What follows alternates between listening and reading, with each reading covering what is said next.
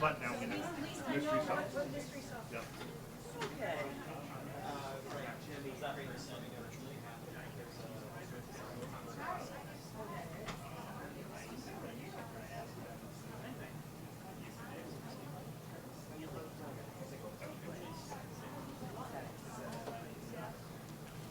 Yes and no.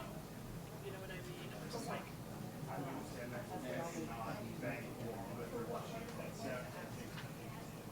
Someone else? Those are the only versions. so then the GO jumps in. So it's like, Yeah, they chime in with Nick and yeah, it's just a matter of this. I get to force Zoom call to respond. That's the only thing I want to make sure. So once they sort of speak us, spotlight.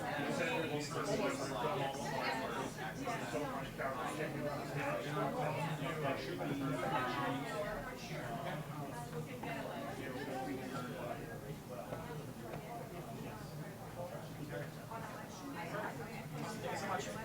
And then you're good for me to open the webinar now?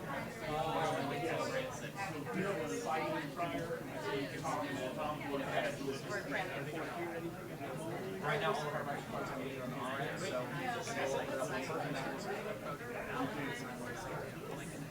okay. So we were asking about for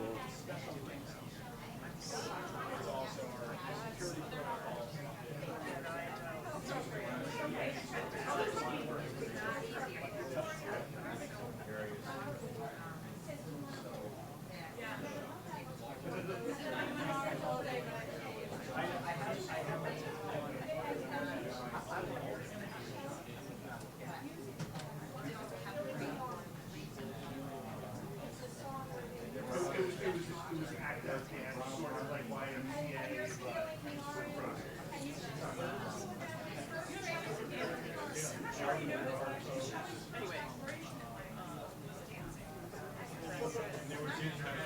I believe it has no idea. Well, she played right along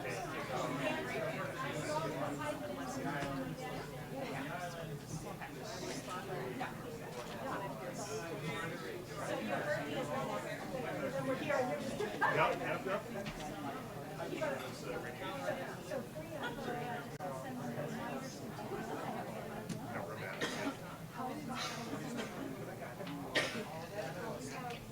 And I have the seat for me and for Lisa because this is coming. You're very welcome. So I'm representing the HHEA tonight.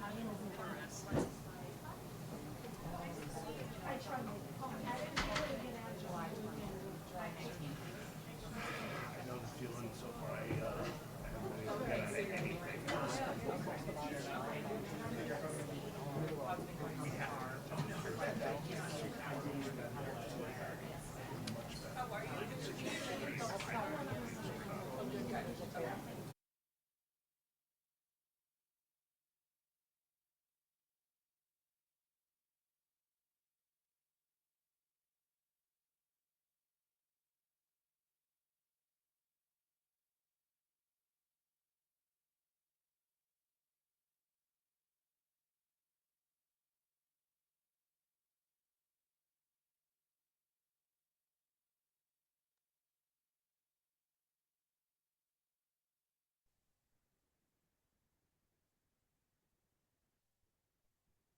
Tom, this is a voice test.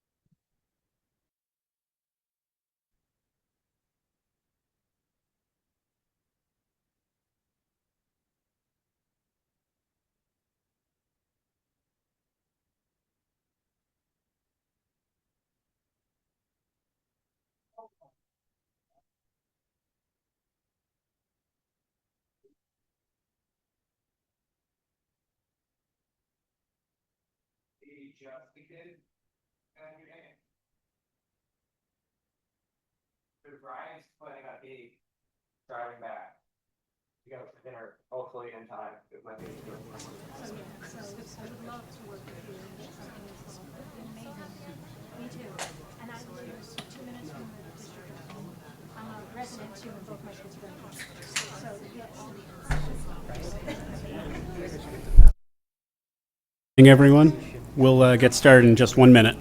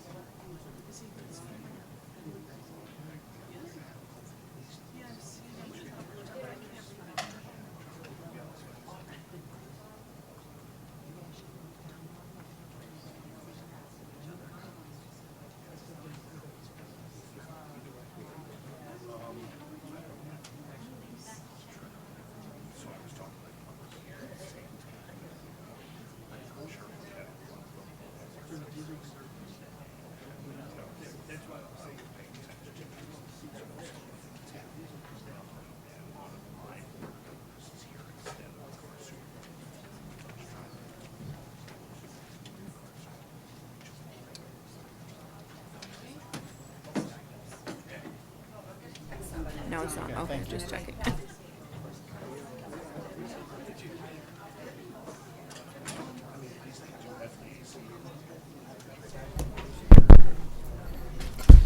Good evening, everyone.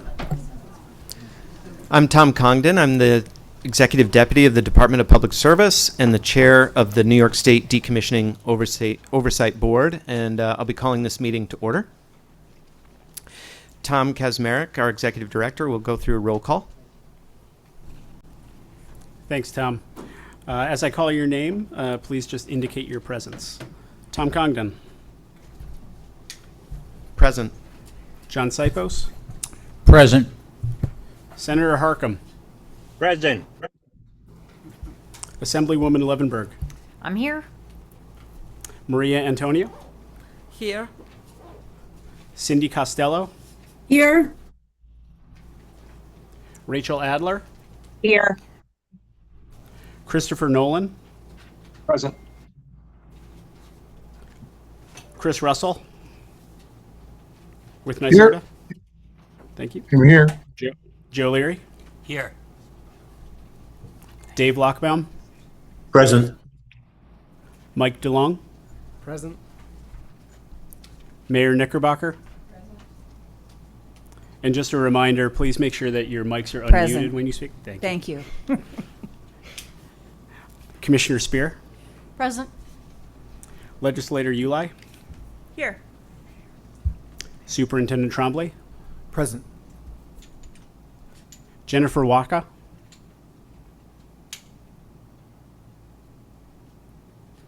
Deputy Supervisor Crichton. Tom Carey.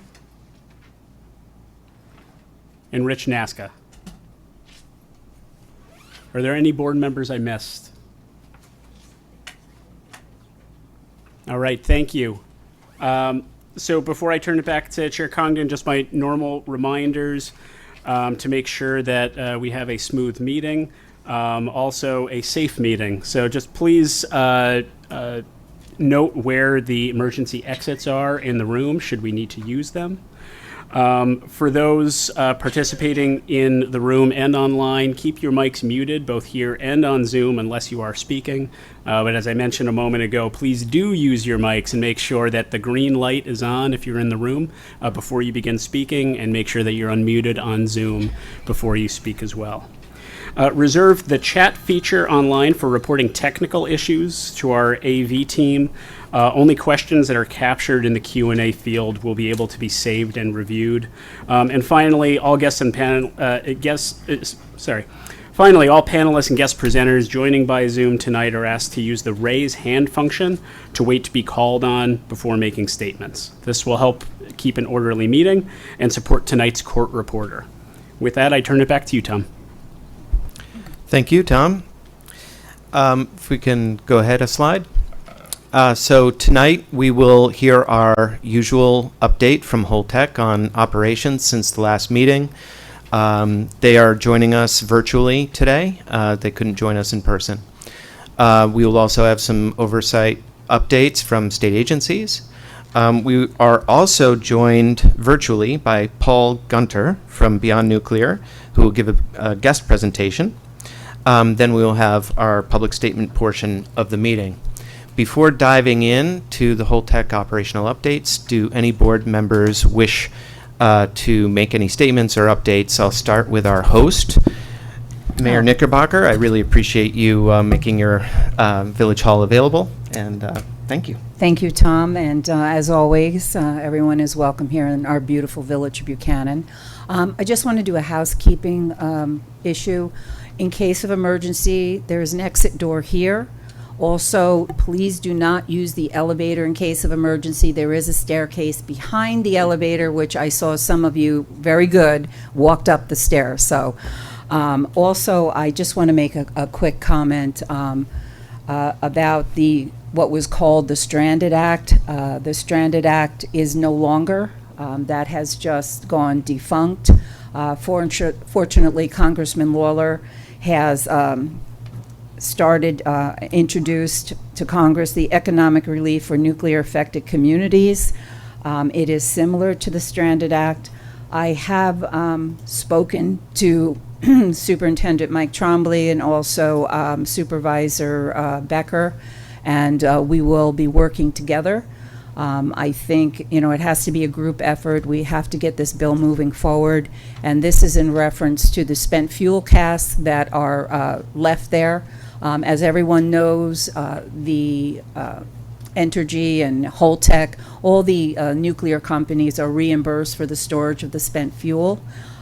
We feel also that the communities that are being stranded with this spent fuel should be compensated for the storage of it. We never agreed to store the spent fuel. The original agreement when the power plant went in was not to store it, so kind of on the Department of Energy. So I think we'll have a good group, the community, everyone work together. We will do all kinds of things. We were successful passing the legislation years ago to tax the spent fuel cask. So there's strength in numbers, and we will start moving along with that. And I think we'll have a good team to work with. Thank you, Mayor. Senator Harcum, can you hear us? I can, Tom. Can you hear me? Yes. Well, thank you very much. Good evening, everybody. I'm sorry I cannot be with you in person. I have a long-standing prior commitment that I need to honor. But I did want to, before I start, first again, thank all of the state and county employees who are there, who do so much work to get these meetings ready and behind the scenes. I think we sometimes forget you all have day jobs and very diverse portfolios. And so we appreciate all of the work you do. Thank you. And then I just have one announcement, and I know my colleague, Assembly Member Levenberg, has one as well from the state level. Part of our role as a Decommissioning Oversight Board is to discuss and find solutions for impacts to the community, to the village of Buchanan, to the school district, and the mayor and Superintendent Trombley have been very eloquent. Superintendent Trombley, very passionate, speaking up on behalf of his students and the school community. And so this legislative session, we had two requests from the school district. One was additional funding, and the other was through legislation to extend the cessation fund. So I'll address the first, and then I'll turn it over to Assemblymember Levenberg. But you may remember some years ago in the legislature, we set up a special fund for communities impacted by school districts, rather, impacted by the closure of power plants or communities impacted by tax certiorari's from power plants. And so over the last 3 years, we've been able to get Hendrick Hudson School District $1 million a year. And this year we went, fought during the budget process, and pleased to say with Superintendent Tromley today, we were able to announce $2 million for Hendrick Hudson this year. So, the fight is not over. Thank you. Fight is not over. This is not the only solution, but we're doing what we can, and we were pleased with the result. So I thank you for 2 minutes of time, and with that, I'll turn it over to my colleague and partner, Assemblymember Dana Levenberg. Thank you, Senator Harcum. I appreciate it so much, and all of your hard work, plus also that of leader Andrea Stewart-Cousins, as well as Senator Shelley Mayer, for helping to secure these funds through the budget process, which I was proud to vote for in the state budget. And as for the cessation fund, something else that we were fighting very hard for, to get an extension, an extra 5 years of the cessation fund to continue to make sure that our communities are not negatively impacted by this closure. And I just want to give a huge shout out to Senator Harcum for getting that passed first in the Senate. And then I want to also give a big thank you to Evan Sullivan for I think he represents the School Boards Association. Evan, is that right? I know you're watching. But he was also a very huge help getting it over the finish line. It wasn't easy at the end of session since we were so crunched into just a couple of short days, really, that it came down to. And we were very, very pleased that it was recognized how important that is, and it passed unanimously in the Assembly, I think, as well as the Senate. So again, thank you, and thank you to our host community. Thank you, Mayor Knickerbocker, and thank you to everybody else who helped along the way, many voices, and also to Superintendent Trombley. We appreciate all the support that we got from school superintendents as well as School Boards Association and other groups. Really appreciate it. Thank you. So, Pete and Dana, thank you. We, all of us, very much appreciate it. But, so, I understand it's on the governor's desk. How do we have to get this over the finish line? Any Excellent letters? point. Yeah. So I think that what we've been asked is that we ask the governor to call it up sooner rather than later. And then if everybody could send letters to the governor, imploring her to sign it with an explanation of why it is so necessary, that will go a very long way to helping to get it over the finish line. Apologize. And, I'm certain, I think you can mention that you're a member of the DOB, and how important we've seen and how these discussions have gone. I know DPS can't really opine on legislation, but the rest of us can. Tom, if I may. Yes, Superintendent. Thank you. So, first of all, I think if you remember in December of 2026, December of 2025, I made a very impassioned plea to support the school district and the students that we serve, and I was asking for any type of help to support our students for this adult problem and the ramifications that came out from that. And I said very plainly that a lot of people like to talk about supporting children, and I've seen very little support of our children.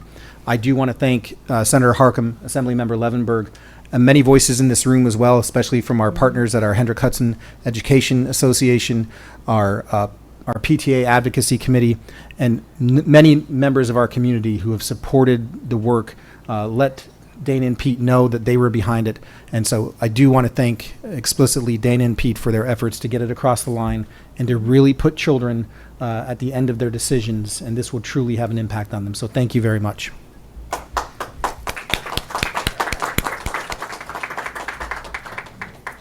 Sorry. Thank you. I'm sorry, I Yes, forgot go one more ahead. thing. Go next. Okay. Oh, yeah. I thought you were going to say there's more money.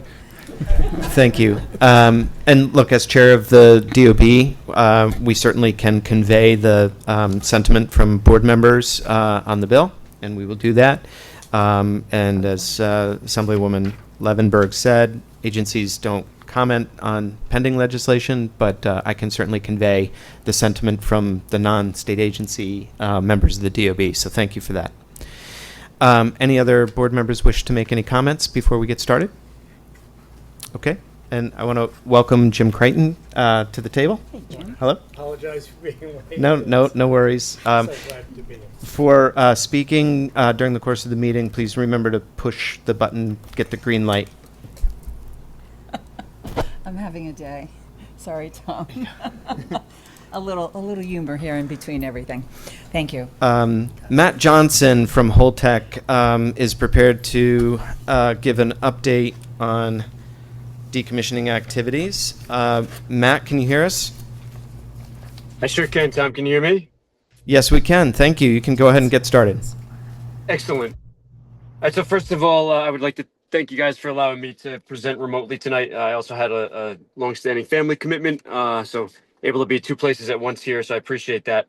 With that, we'll go ahead and get started with our operational update. So you can head to the next slide. Similar agenda to the past few. Quick safety update. We're going to talk about some key dates, go through the work as we've been completed since the last meeting, and then going through the end of the year. NRC update, and then Don Mayer is also on the call, and he'll give a quick brief on the training building cesium update that we've been continually working on.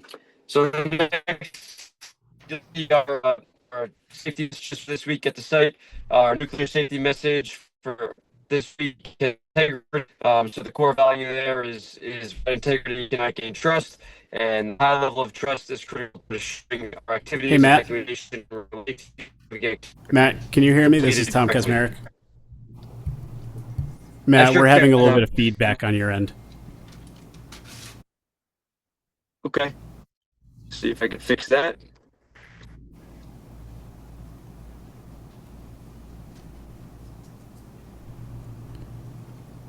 Matt, this is John Saipos. Where you were located when you started your presentation, we could hear you clearly.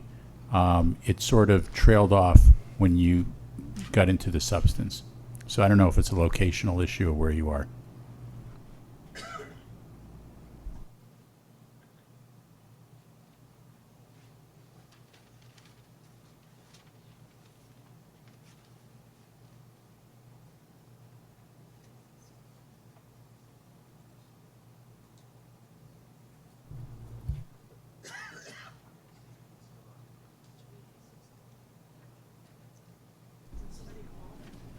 Matt, if you're trying to speak, we cannot hear you currently. It's crazy they don't even have a representative here. Somebody call Matt on the cell phone.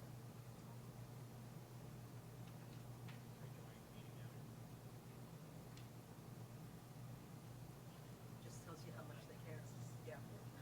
Tells you how much they don't. I think Matt may have dropped off and is going to try calling back in. We'll give him just a minute before we consider alternatives.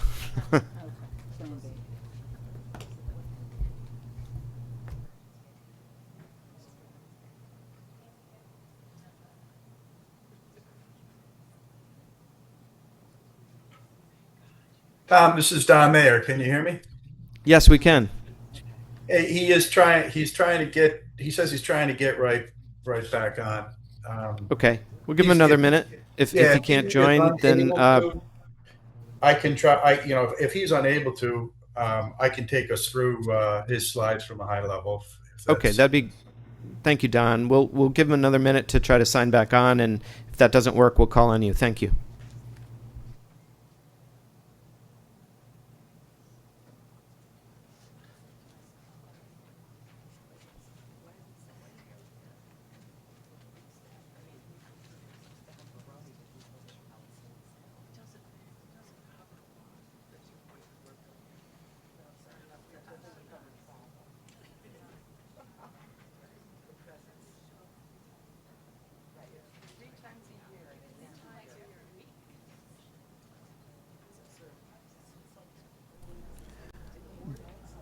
Don, why don't you go ahead and start back up on the slides, and if Matt can join while you're going and would like to interrupt to take over, that would be fine. Don, can you pick up on slide 2? Yeah. Okay. I'm with you. Start. Well, this slide's pretty self-explanatory. I mean, we're gonna take you through some of the work that's been ongoing lately, and then Matt's got a short slide on some NRC updates, and we'll move from there. Go ahead. Give me the next slide. Okay, we talked. Matt was talking about the importance of safety as we do all the work there, both nuclear, radiological, industrial safety, and I'm happy we'd be able to speak for Matt here and show that we have had no recordable lost time or first aids since the last meeting. So that's really good work.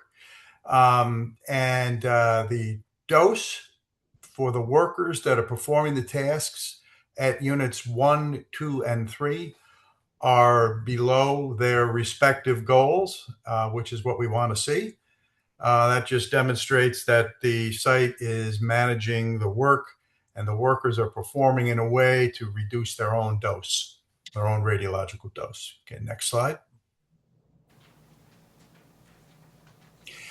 All right, this is, let me just expand my slide here a little bit, sorry. Okay. Yeah, this is just a site that shows where we still have active demolition proceeding. Since the last meeting, I think it may have been mentioned, but we have started the takedown of the superheater structure, which is a large structure that was related to the Indian Point 1 operation. It's a large superstructure that has to be taken down, and that's in progress. And then you can see the 2 reactor buildings. Unit 3 reactor vessel segmentation is, kind of taking a back seat to the Unit 2 work. The Unit 2 vessel seg is continuing, and there are no issues there. And let's see. You can see the other areas that we've already worked, and we are continuing to work on the cut up and ultimate shipping of the old Unit 2 steam generators. That's ongoing. That project is actually going quite well. And we can go to the next slide.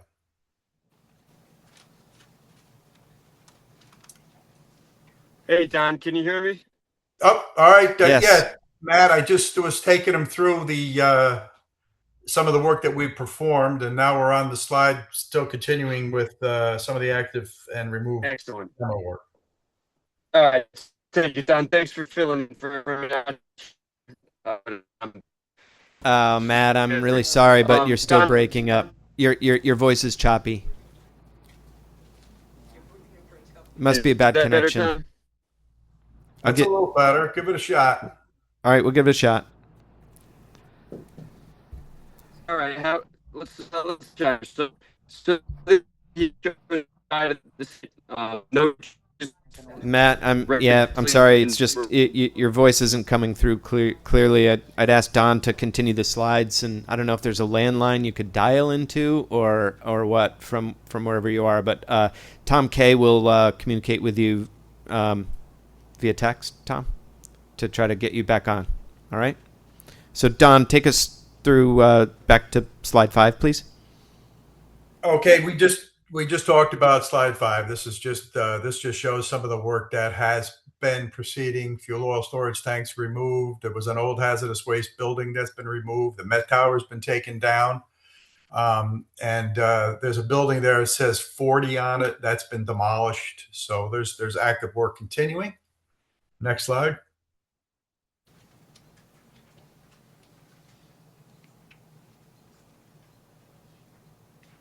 Okay, I got to confess, this one I didn't. Don, we have a question. Don, we have a question from the table. Maybe go back a Go slide. ahead. Go ahead. County Legislator Uli. Thank you. This is just a general request. As you're going through these explanations, you know, I'm not a nuclear physicist or engineer. Can you try to explain how these things fit into the larger operation that was once going on there? The terminology that is used sometimes definitely goes over my head. So I'd like to understand, you know, when you say that building broke down, you know, we broke that down and we moved on, like what happened, what used to happen at that building? I think it would be good for us to understand those things as you explain the decommissioning. Thank you. I can do that. Tom, take me back to 4. I'll be brief, but you know, I know we've discussed this in the past, but I think everybody is aware that the 3 large dome-shaped buildings, that's where the actual reactors are contained, and then kind of next to the reactors, close to the reactors, those are what are called auxiliary buildings. And those buildings contain the pumps, the motors, the valves, the electrical breakers and systems that all support everything that goes on in those reactor buildings. The superheater structure, when Unit 1 operated, Unit 1 was a combined facility. It had a nuclear reactor that produced heat and helped to boil the water, and then superheaters were oil fired, and they superheated the steam so that it could then generate electricity. That superheater building is a very large building, and it housed the Unit 1 stack. So that building is being taken down and removed. It's no longer needed, obviously. And then I think Matt's been pretty clear about the reactor vessel segmentation work. The reactors themselves contain the nuclear fuel when the plant's operating, and there's a component in there that are called the internals, which are that has been irradiated by the fuel and needs to be treated in a special fashion. That's what's been going on now. It's being placed into special package materials, and then it'll actually go on that blue thing called the asphyxie pad. I think most of you know where that is. And there are special containers that are used to hold some of that material for the long term. The CST building and the is an example. That's called the condensate storage tank. That held condensate related to the steam generators and how they operated. Those tanks are removed. And then the buildings there that are called PAFF, those are the old security buildings. They're no longer needed in that particular configuration, and those have been removed. And likewise, the transformers are also being removed. That's actively working. All of the large transformers related to electricity generation are being removed. PCE building, that's a large motor housing with a lot of electronic switching equipment that was used to control the large pumps that provided cooling water to the plant. Next slide. Hey, Tom, are you having any better luck with my connection here? You sound better, Matt. Give it a shot. Right. Let's give it a shot here. I took them through vessel seg, and now we're on to some of the HAZWAS buildings that we're taking down, the fuel storage building. Okay. I appreciate that, Don. So I'll carry on from here. This is the southern half of the site around the training building. We'll get to the training building a little bit later in Don's normally scheduled appearance. The other removed buildings here are just some outer buildings, really not related to the operation of the site at all. There has waste storage building, the old Met Tower, which had to do with communications tower for our emergency plan. And the green transformers label there is an old spare transformer site. So nothing really too important there. It's just the other end of the site, further away from the reactor buildings. You can go to the next slide, Tom. So the next couple slides are really in the presentation, just to kind of highlight some of the work overall that's been done at the site. So last time we talked, we had some questions and comments, consternation because during an interview, an employee at the site had said we stopped decommissioning. That's obviously not true. I covered that last time, and we just thought it would be pertinent to highlight some of the big things, the big items that we've completed since the beginning. So this slide, I'm not going to go through all the words, but you can kind of see the numbers. We've completed major work at the site. We expanded the ISFC pad. We completed the all fuel on pad campaign. We completed fuel handling preps in the fuel storage building with the installation of a high lift crane.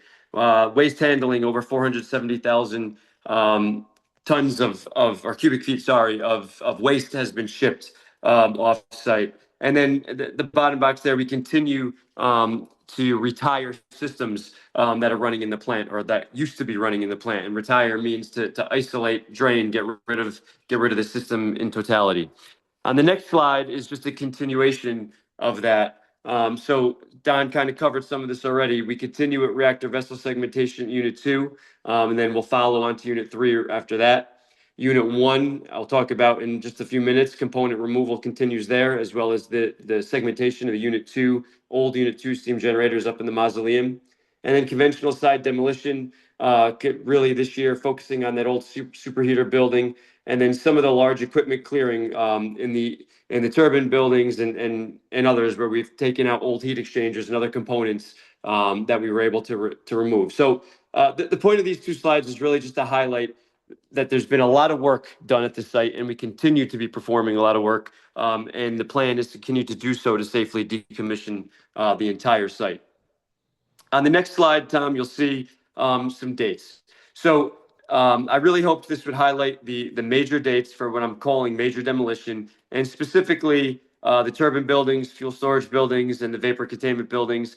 We had a few requests last meeting and the meeting before, really just to demonstrate when we plan to be working those structures. So you could read the dates right here. The nearest one in the future, or the soonest one, I guess, would be Unit 3 turbine building. And then you can see the other dates that follow there, 2033, 2034. So we're talking through the years from 2032 to 2038 is when we really look to do the major demo. So we have a little bit of lead time there. And as we work towards those major years, those major milestones, there'll be a lot of work within those buildings to clear those buildings, empty those buildings, and get them ready for the takedown.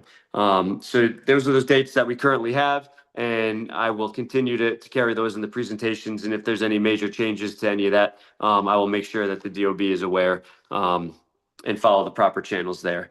The next slide is what we call the waterfall. So this is a slide that we share with stakeholders on a monthly basis at our monthly update meetings. It's there's a lot to it, so I'm not going to go through the whole thing. But this is what we hold ourselves to as far as a full schedule from start to finish of the entire project, entire decommissioning. So you can kind of see that the bluish or purplish is where we're up to. And then as it goes out into the future, the green boxes there is kind of out into the future, all the way out to 2062 to final end of the project. So you can see kind of where we're at, and I know it's tough to read. I got to kind of fit it on one slide, but I figured it was important to share that just to show with all those milestones, ISFC, segmentation, waste management, site restoration, characteristics, et cetera. We are continuing to work those per the schedule, per this waterfall that is part of our approved NRC submittal. And you can go to the next slide, Tom. So we're just going to run through some of the projects that are currently ongoing. Vessel segmentation since the last DOB. We've continued segmentation in Unit 2. What that means is we've completed the segmentation of the greater than Class C material. So you can see the green box there on the picture. And what's remaining for segmentation is the casting, or the bottom bowl area, which is Class A waste. We've also commenced the refresher training for the GTCC loading campaign, which we'll talk about in just a second. And Unit 3, we're just holding no current activities in Unit 3. So on the next slide, what's remaining through 2026. On Unit 2, we're going to complete the vessel seg. So what we're going to do is we've just started our refresher training on the GTCC campaign. In about August timeframe, we will start in earnest the casking and placing of the greater than Class C waste onto the asphyxie pad. That'll go from August to about early January next year. And then right after that, we'll go ahead and finish the segmentation of the bottom bowl section, which is Class A waste. So that does not need to be put on the pad. And once that's all done, we'll move on to Unit 3. So in about March of next year, we'll be on Unit 3, commencing the greater than Class C campaign at Unit 3 as well. So that's the big picture with the vessel seg upcoming.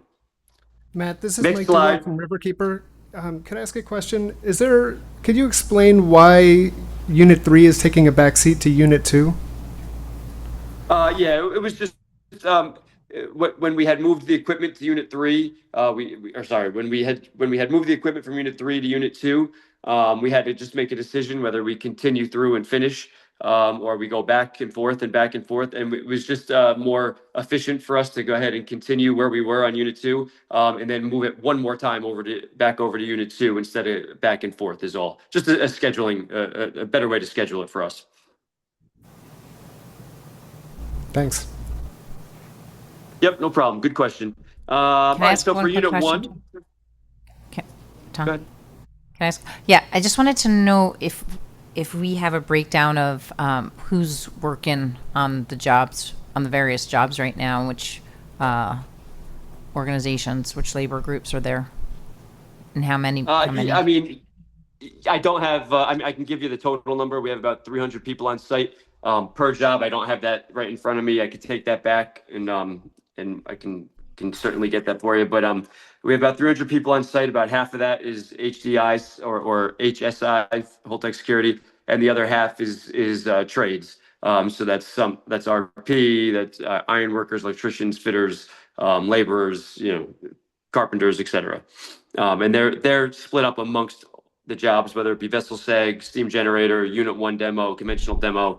They're on all of the jobs on site. Okay, yeah, if we could get a breakdown for whenever after this meeting, that would be helpful. Thanks. Commissioner Spear? Hi, Matt. Can you explain why the bottom bowl is less contaminated than the rest of the vessel seg components? Yeah, Susan, that just has to do with the location and proximity to the fuel. So the other portions of the vessel internals that we've been cutting up are greater than Class C. They're quote unquote hotter because they were closer to the fuel. That bottom bowl was just far enough away that it falls into the lower waste category is all. It just has to do with the location and proximity to the fuel when the fuel was in the core. Thank you. No problem. All right, so moving on to Unit 1 and the mausoleum. So there's a lot of pictures there. You can take a look at pictures. We'll go through some of the words. But in Unit 1, within the VC, we've removed 11 through 14 boilers. Those are the old Unit 1 boilers, or similar to steam generators. The pressurizer preps are ongoing. They've been ongoing for a while. We continue to work through that. And the decay heat removal system removal is completed.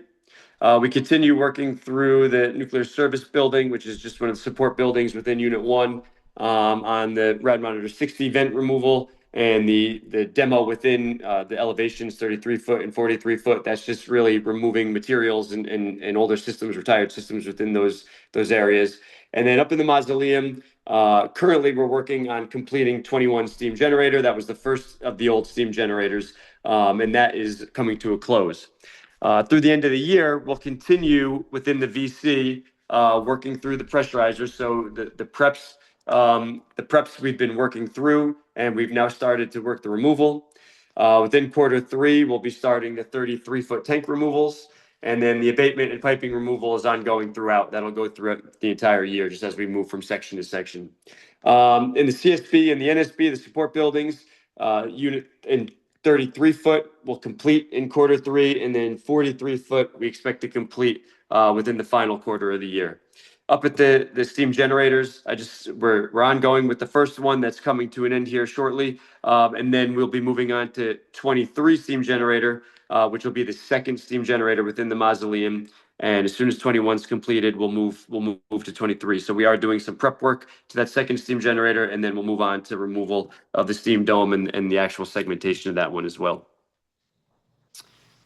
Next slide is the conventional. So conventional focus, as we've talked about, has been the Unit 1 superheater. That's primary for 2026. Part of that is the 138 kV switch yard, which was kind of adjacent to each other there.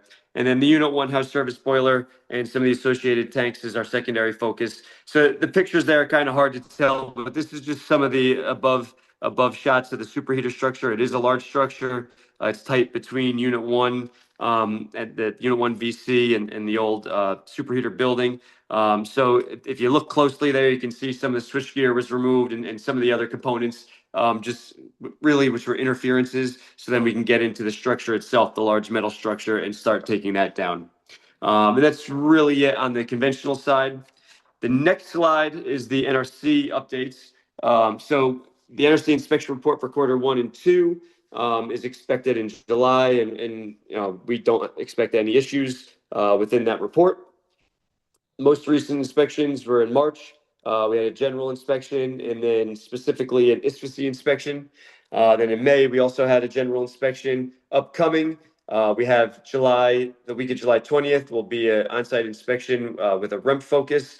And then when we start our GTCC campaign in the beginning of August, the NRC will be on site to watch us work through the first cask pretty much from start to finish. So they'll be performing a loading inspection at that time. And then on the next slide, I will turn it over to Don for a minute, and he can talk about the training building area, and the cesium property release plan. So Don, it's all you, pal. Okay, Matt, thanks. All right, so good evening, everyone. Just as a reminder from past meetings, we have some contamination in this particular part of the property that needs to be remediated before we could release that property for any other use. And the soil samples that we collect and have collected are analyzed on-site by on-site laboratory. With the exception of the parking lot, all samples are collected and analyzed. They've all been collected and analyzed. And the current status, we sent out a subset we took several hundred samples, but we sent out a subset of those samples to an accredited off-site laboratory to do some quality control checks on our lab results to make sure that we're not missing something or that we have a particular instrumentation bias. And the results that have returned to date confirm the accuracy of our on-site lab work. And that is continuing. We expect to get all the results back from the lab before the next meeting. I mentioned the parking lot. The parking lot, as it says on the slide here, is still outstanding. It's not scheduled for full survey. Quite frankly, the lot is still being used for staging of some large pieces of equipment, and it's not urgent for us to go after that. Excuse me. The next significant piece of scope for us is that once all the quality control results are back from the lab, our contractor will be completing a report that will include a basis for and an estimate of the amount of soil that we need to remove to meet our NRC required limits. Once the parking lot has been surveyed, during the course of this process, that area, of course, will be included for removal estimation. And then as I won't continue to belabor because we've talked about it in the past, but all the soil will be disposed of in compliance with NRC regulations as radioactive waste as necessary. And then, the key, kind of the last piece of the project for this phase is to do the final surveys that get submitted to the NRC, and they will be surveyed in accordance with the limits in the New York State agreement that Holtec and New York entered into. And then, of course, the regulatory path, we've talked about that quite a bit already, and that's just following the regulation that's cited there, which is 50.83. and letting the NRC review what we propose as a piece of released property, and then they will come in and do their own independent laboratory verification and make sure that our conclusions are appropriate and accurate. That's it. Thank you. I want to thank County Legislator Uli for the good suggestion to help explain the presentation along the way. I'd go another step further and request that Holtec also refrain from using acronyms going forward, and try to make the presentation. I know you've defined some of them here, but keep in mind that these meetings are in part to help inform the general public on where things stand. So going forward, kind of avoid the acronyms as well. And I love the helpful explanations of the buildings that are underway. I've got a couple of questions and notes. If you could go back to the slide on the waterfall schedule. I think at the last meeting, Matt, as you mentioned, there was a lot of discussion and concern expressed around the comments made by a Holtec employee on a video and the idea that there could be work getting paused to make way for a restart. We evaluated this waterfall chart as staff and looked back at previous waterfall charts presented to the DOB. I want to ask Cliff maybe to walk through some questions to highlight any differences that we saw, and have Matt kind of explain, where there were differences, why there's been slip in schedule. Yeah, Matt, so this is Cliff. Really, the areas that moved the most were the reactor vessel internals segmentation boxes. Those expanded out quite a bit. And then also the vessels themselves were, I believe, originally at the end of vessel internal segmentation. Those moved out into the middle. And if you could just talk a little bit about those changes and maybe what caused them, please. Yeah, sure, Cliff. So the changes you're talking about really came about when we lost the ability to discharge water. So we had to kind of move some of our plans around, and then some of it had to do with us internally deciding to go from Unit 3 to Unit 2, finish Unit 2, go back to Unit 3. So, I mean, that was really the biggest factor. Thank you. County Legislator Uli, do you have a question? Yes, on the slide. Forgive me. Yes, on the slide as well. Would it be possible to add another, I know that's already a matrix here, but another layer kind of showing what percentage of the footprint is still under decommissioning and not released by what year? Is that a possibility? As you're showing, where you are in decommissioning each of these years, would it be possible for you to also estimate what percentage of the property you expect to be released by certain year? Is that a possibility? We as representatives have a lot of things that we're considering, of course. One is responsible decommissioning. Two is what we're going to do with this property long term. The Hendrick Hudson School District that's affected, the Village of Buchanan that's affected by lost revenue. We want to be planning what is possible at this site, and so having estimates of what percentage of the property is released so we can think through what's possible, I think would be helpful. So, I'm sorry, was somebody else going to say something? No, go ahead, Matt. I think it's on you. Go ahead.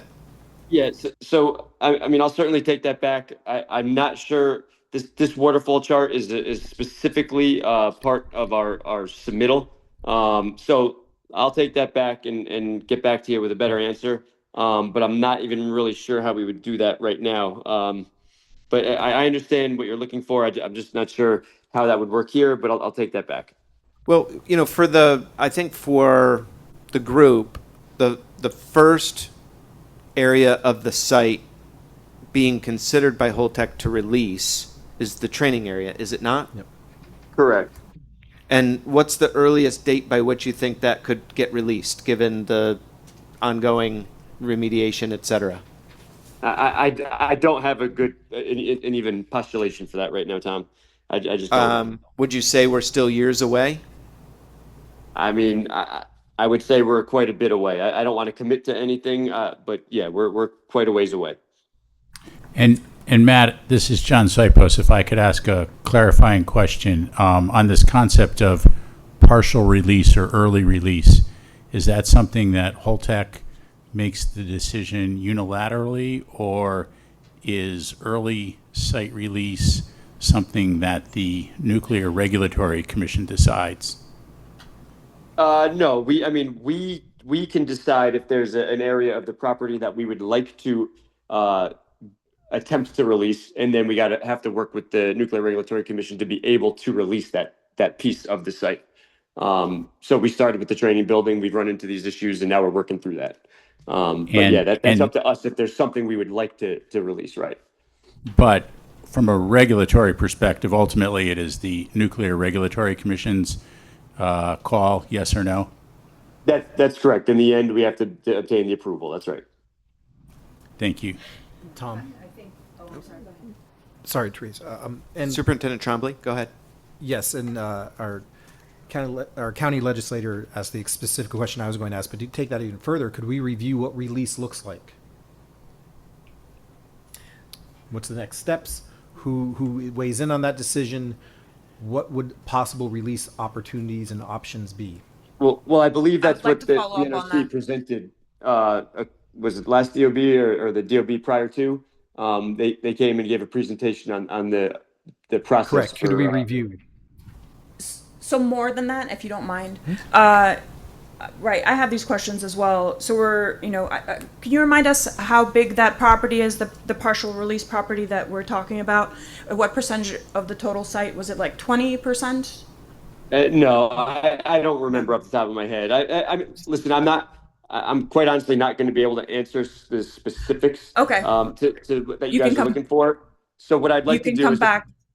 Yeah, but if you could put it in writing, what you're looking for specifically on that area, I'll certainly get that for you. Sure, but in a bigger picture sense, the question that we all have here, going from quarter to quarterly meeting is what's going to happen at the end and what is possible at the end on this land, right? The goal, in my eyes, in my view, is what we mean by full decommissioning and full release when we're all done is that this soil is fully remediated, people can live here, someone is able to have a garden there. Is that possible, or is that not possible on a site like this after full release? What is possible here? That is my question. That's one of my questions as we consider. That's the $64,000 question that's out there. And so when will it be released? What does that look like? What can the property be used for? There's specific criteria of how they clean that property up too. They're not going down 100 feet to clean it up. So there's criteria how they do it, and I think. I thank them for at least starting the process and doing the borings and checking out and doing their soil samples and lab, but that's just, to me, is part of the process. I mean, I wish it was done and like next week they said, okay, we're going to work with the NRC. This is the X amount of acres that we're going to release, and it's in the NRC's hands, but it's such a process. But at least the good thing, they've started the process with the soil samples and what do they call that? Site evaluation? Whatever Characterization. Site characterization. So that's what they're doing on this piece of property now. But I know we're all looking forward, like what? If I may, I also want to highlight when we first started this work as the Indian Point Closure Task Force, the predecessor to the DOB, one of the very first things the local governments requested was a study of potential reuse options. And the state actually hired a consultant to develop a report that laid out how it works to do site release and partial release. And that report is available on our website, but I'd be happy, Tom, if we could just distribute it to all of the DOB members following this meeting. I think it's a good document that helps lay out kind of what it looks like. And they scoped out potential reuse options. Given the electric infrastructure, they were looking at various energy infrastructure possibilities, not nuclear, but that was something they looked at, and I think there were other scenarios that were laid out in the report. But yes, that was done, and part of what was in that report was the process steps that are necessary. It goes back quite a ways. And I think it broke down to parcel A, B, C, D. There were different parcels. I appreciate that. Thank you. I do wish we could have those conversations more ongoing as part of these meetings. There's a lot of anxiety in the region about bringing back revenue, and we should be having big picture discussions about what's possible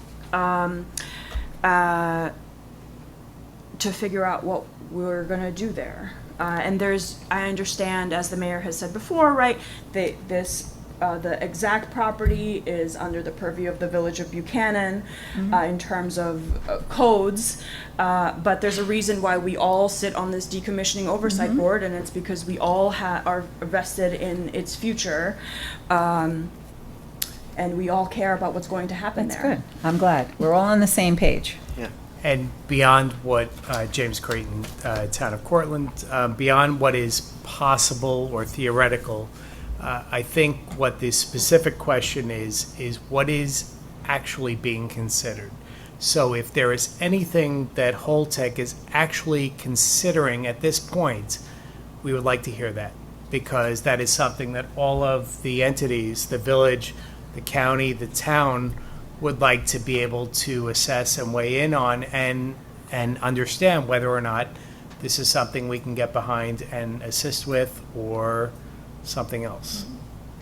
And I know the village board is in the process of looking at the property and to rezone it and to see what the options are. And thank you for reminding me about that report, Tom. But yeah, so maybe at the next meeting, we might be able to have a discussion about that also. And I'd like to have a discussion about a couple of other things. Yeah. Thank you. Yes. So there's a lot of possibilities about what's there, but I know at least a few of us here have very strong opinions about what absolutely cannot go there. One of them is reopening nuclear cannot happen again. And there is no, and as we know here, legally there is no path for that moving forward, right? Every taxing authority would need to approve it in order for it to happen. And there's at least 3 who are wholly opposed, so it will not happen. Another one, I would like to ask the representatives from Holtec directly this question. Have you had any conversation with anyone on this Decommissioning Oversight Board about the possibility of a data center on this site? Yes, we've mentioned it, and that's really all I can say. We haven't discussed any further detail in that. With whom? Not just in general. I'm saying we've mentioned it, but I have not had any detailed discussions. We've discussed this at previous meetings, that they've filed an interconnection request with the New York Independent System Operator, which runs the grid, which is a necessary step in order to get large loads approved. They have to do a system impact study, and it's my understanding, Holtec can certainly please correct me if this is a misunderstanding, but it's my understanding that that was being done on a speculative basis. There is no proposal to do a data center, but they were evaluating the feasibility electrically of potentially using the site for a data center, and so they're going through that process. There was some confusion, and some members of the DOB raised it between meetings, that there was a website created by the vendor that is doing the interconnection study that made it appear as though there was a proposal for a data center, and that caused some confusion. Matt, do you want to take the opportunity to provide a detailed explanation of where things stand with the interconnection work, and has it matured to a point where you are now proposing a data center there, or are we not at that point? No. A, and B, and then I just want... Yeah, go ahead, Matt. No, go ahead. Everything you said is correct. You nailed it. There's no proposal or anything right at the moment. We had the interconnection study being done. and kind of taking the steps to see what it would take there. But that's it. There has not any official proposal or anything at this time, like you said. Thank you. Dave Lockbaum, and I think you have your hand up. Dave? Yes, based on this discussion, I plan on doing some research into previous plant decommissionings to look at the partial site release issues, what the timing was, how much land was released, and what was the subsequent use of that land. And I'll try to get that to the DOB in the next month or so. Thank you, Dave, very much. I just want to make it clear that those of us who care about the environmental impact of what happens in this area are wholly opposed to a data center being built there. So let me calm your fears. It is not zoned for a data center. So that's, and there's not been a discussion with the board yet. I don't think we have enough information. I'd like to have more information on what data centers are. I'm not reading positive things about them. The other thing is, I will respectfully disagree with you with the nuclear aspect of it, on the property. I would actually like to see small modular reactors, but see, we can have that conversation and respectfully disagree with one another. I understand, your thoughts, and, my thoughts are my thoughts. So that's why I like these DOB meetings, because it's, we can have these conversations. We need to keep certain things in perspective here. When we talk about this partial release, and then we talk about we're looking at the feasibility of putting a data center there, first of all, again, wholly opposed. Secondly, if you put up a data center there, it really limits what you are able to do with the rest of the property, right? And so we can't talk about what we build in these spaces in pieces. We have to have a whole vision for the area. And just thinking, oh, well, it can bring quick revenue immediately after we decommission, they'll build it in a year, and then the village and the district will have the money they need. We have to have a bigger picture vision for this property than I have to tell you what one of the proposals was, and it was $4 million the village was being offered, and I was extremely against it. Could we have used $4 million? Absolutely. It was a battery storage facility not far from the school. So I understand what you're saying, Thank you. But it's something we can all discuss. Thank you. I'd like to kind of get going on the rest of the agenda. Sorry. I'm sorry. One more question on this, but we do need to get back to schedule. And this is related to the future of the site. Matt, I've read a lot of statements in the press from Holtec about restarting the plant, a nuclear plant. Have any of the changes that you've made to the decommissioning process, such as pausing segmentation on Unit 3, would any of them better facilitate the restart of the plant? No. Thank you. John, last questions, and then we'll move on to the state agency oversight. Hi, Matt. John Sipos. A couple of follow-up questions. I'm wondering if we can go to slide 4. You discussed earlier the PCE building, and I believe you said that that building was removed. It was demolished. Is that correct? Mm-hmm. That's right. And I think you mentioned that that building housed pumps for the site. Correct? It did not house pumps. It housed control equipment and electronics, et cetera, that we use to operate the circulating water pumps for Unit 3. So it contained components that allowed the control of the cooling water system at the site. Is that correct? On Unit 3, that's correct. Part of it, yeah. On Unit 3, okay. And that building has been removed? Correct. And along with the pumps for it as well, or the control systems? The equipment within that building, which was it's PCE is the power conversion equipment building, and so what that was, like I said, was the electronics required to operate the circulating water pumps on Unit 3. Those components. Small transformers, a lot of different other electronic type components have all been removed and the building taken away. Okay, and just a quick follow-up question on slide 13 regarding the mausoleum. You mentioned that I think you said 21 steam generator and 23 steam generator are slated for segmentation. Is Correct. that correct? 21, And what are- almost, 21 we're finishing, and then we'll go to 23. And what are the other two steam generators? Because there were four, correct? It's 21, 22, 23, 24. It's just based on how they were arranged within the mausoleum is which one we go to next. Just ease of operation, if you will. Understood. And you're going to segment 22 and 24 as well? Correct. Okay. Thank you very much. Don, did you have your hand up? I did. I just was going to mention, we've been talking a lot about the partial site release and various options. And I just think it may be worth noting. I think that what Dave Lochbaum is considering doing for the board I think will be useful. I think it's also worth noting that releasing property as part of license termination efforts is actually typical in the industry. It just comes down to that we have to follow the same process regardless of what the end use is. The end use is a business and, yes, in some cases, a political type of a discussion. But in terms of what we have to do to remediate and release that property with the NRC is every bit as robust as the full release of the entire site.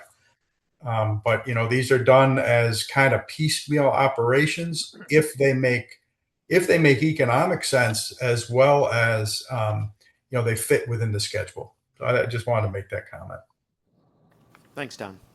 And thanks, Matt, and sorry for the technical difficulties, but glad we got through the presentation and great questions by the DOB members. I'm going to move on now to the next item on the agenda, which is the state oversight updates, and I'll turn it to Cliff Chapin first from the Department of Public Service. Cliff? Okay, good evening. I'm Cliff Chapin, New York State Inspector with the Department of Public Service stationed at Indian Point. This slide here is a reminder that the Department of Public Service maintains an Indian Point tip line and website for raising concerns. This website provides common questions and answers associated with raising a concern and offers different options, including an online form that can be filled out, a phone number that can be called, and/or an email address that can be utilized. DPS has not received any messages to this tip line since the last meeting.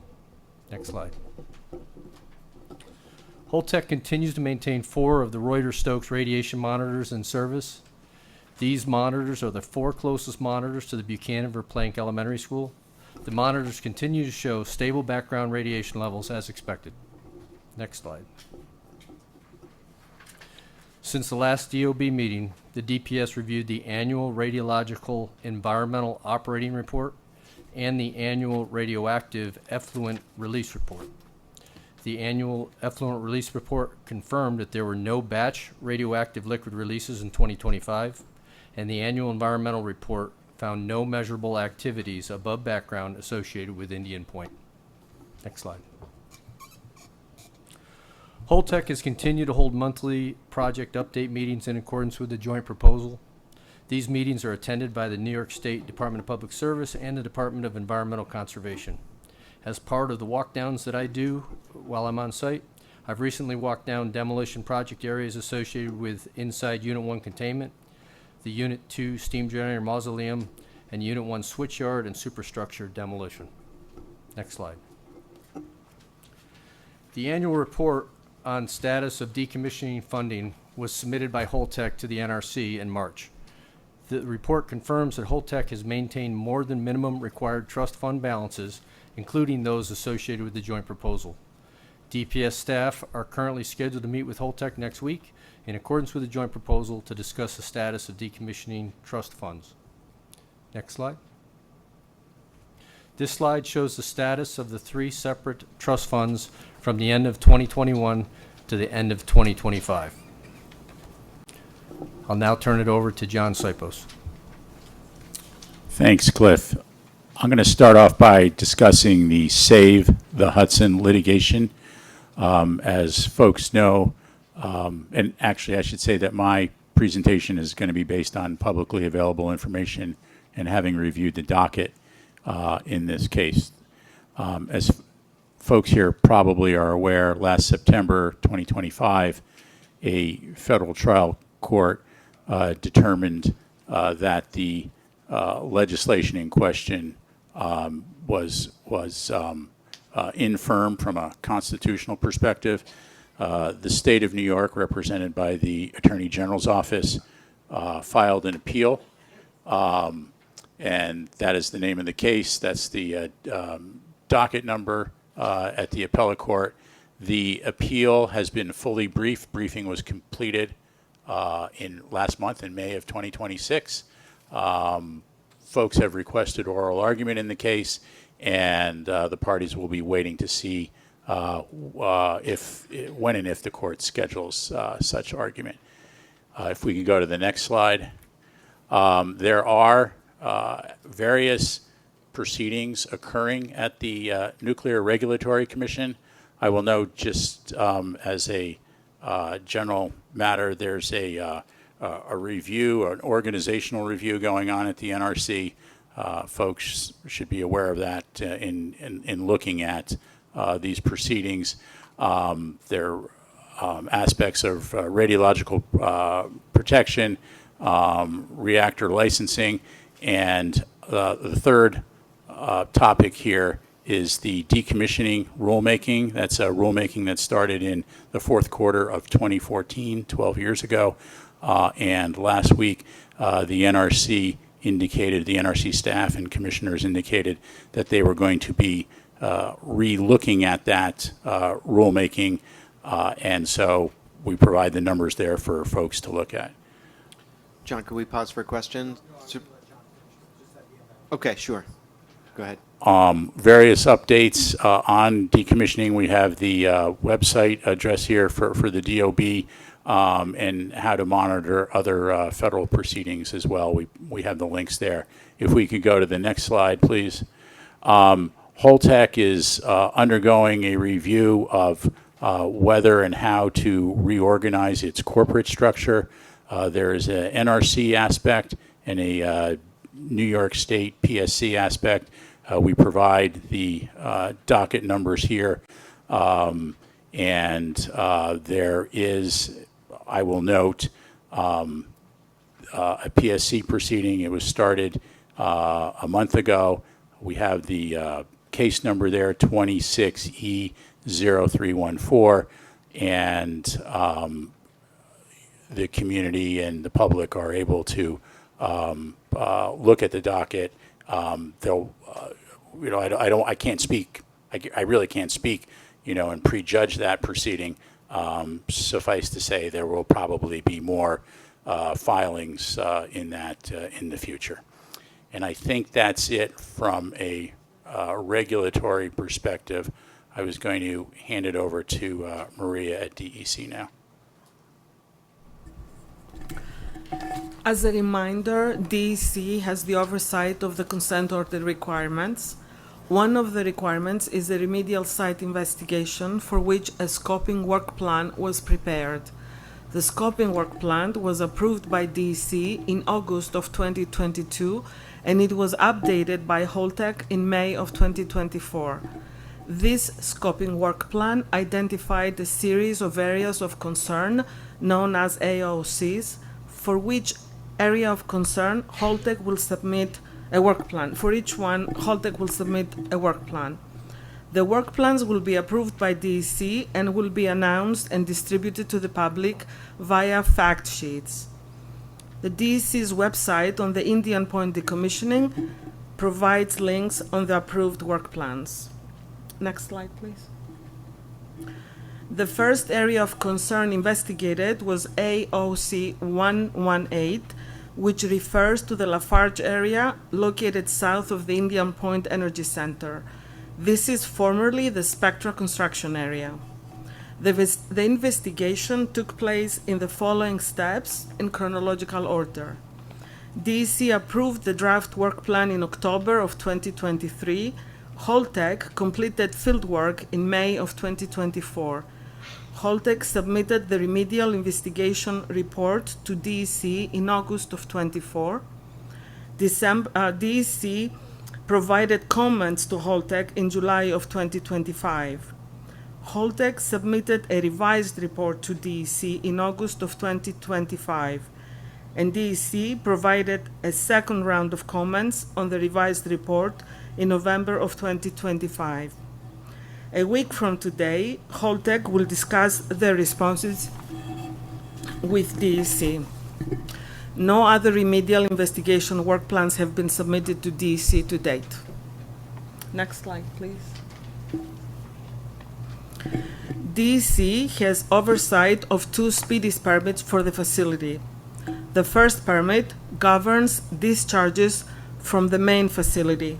This permit expired in April of 2022. Holtec submitted a timely renewal application. The facility continues to have regulatory coverage under the existing speedies permit. The second permit governs stormwater discharges from Unit 2, transformer mode. This permit expired in May of 2023. Holtec submitted a timely renewal application. The facility continues to have regulatory coverage under the existing speedies permit.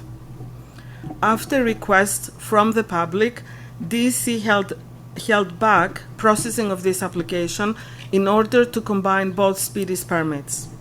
Holtec submitted a combined permit application and DEC has completed the review.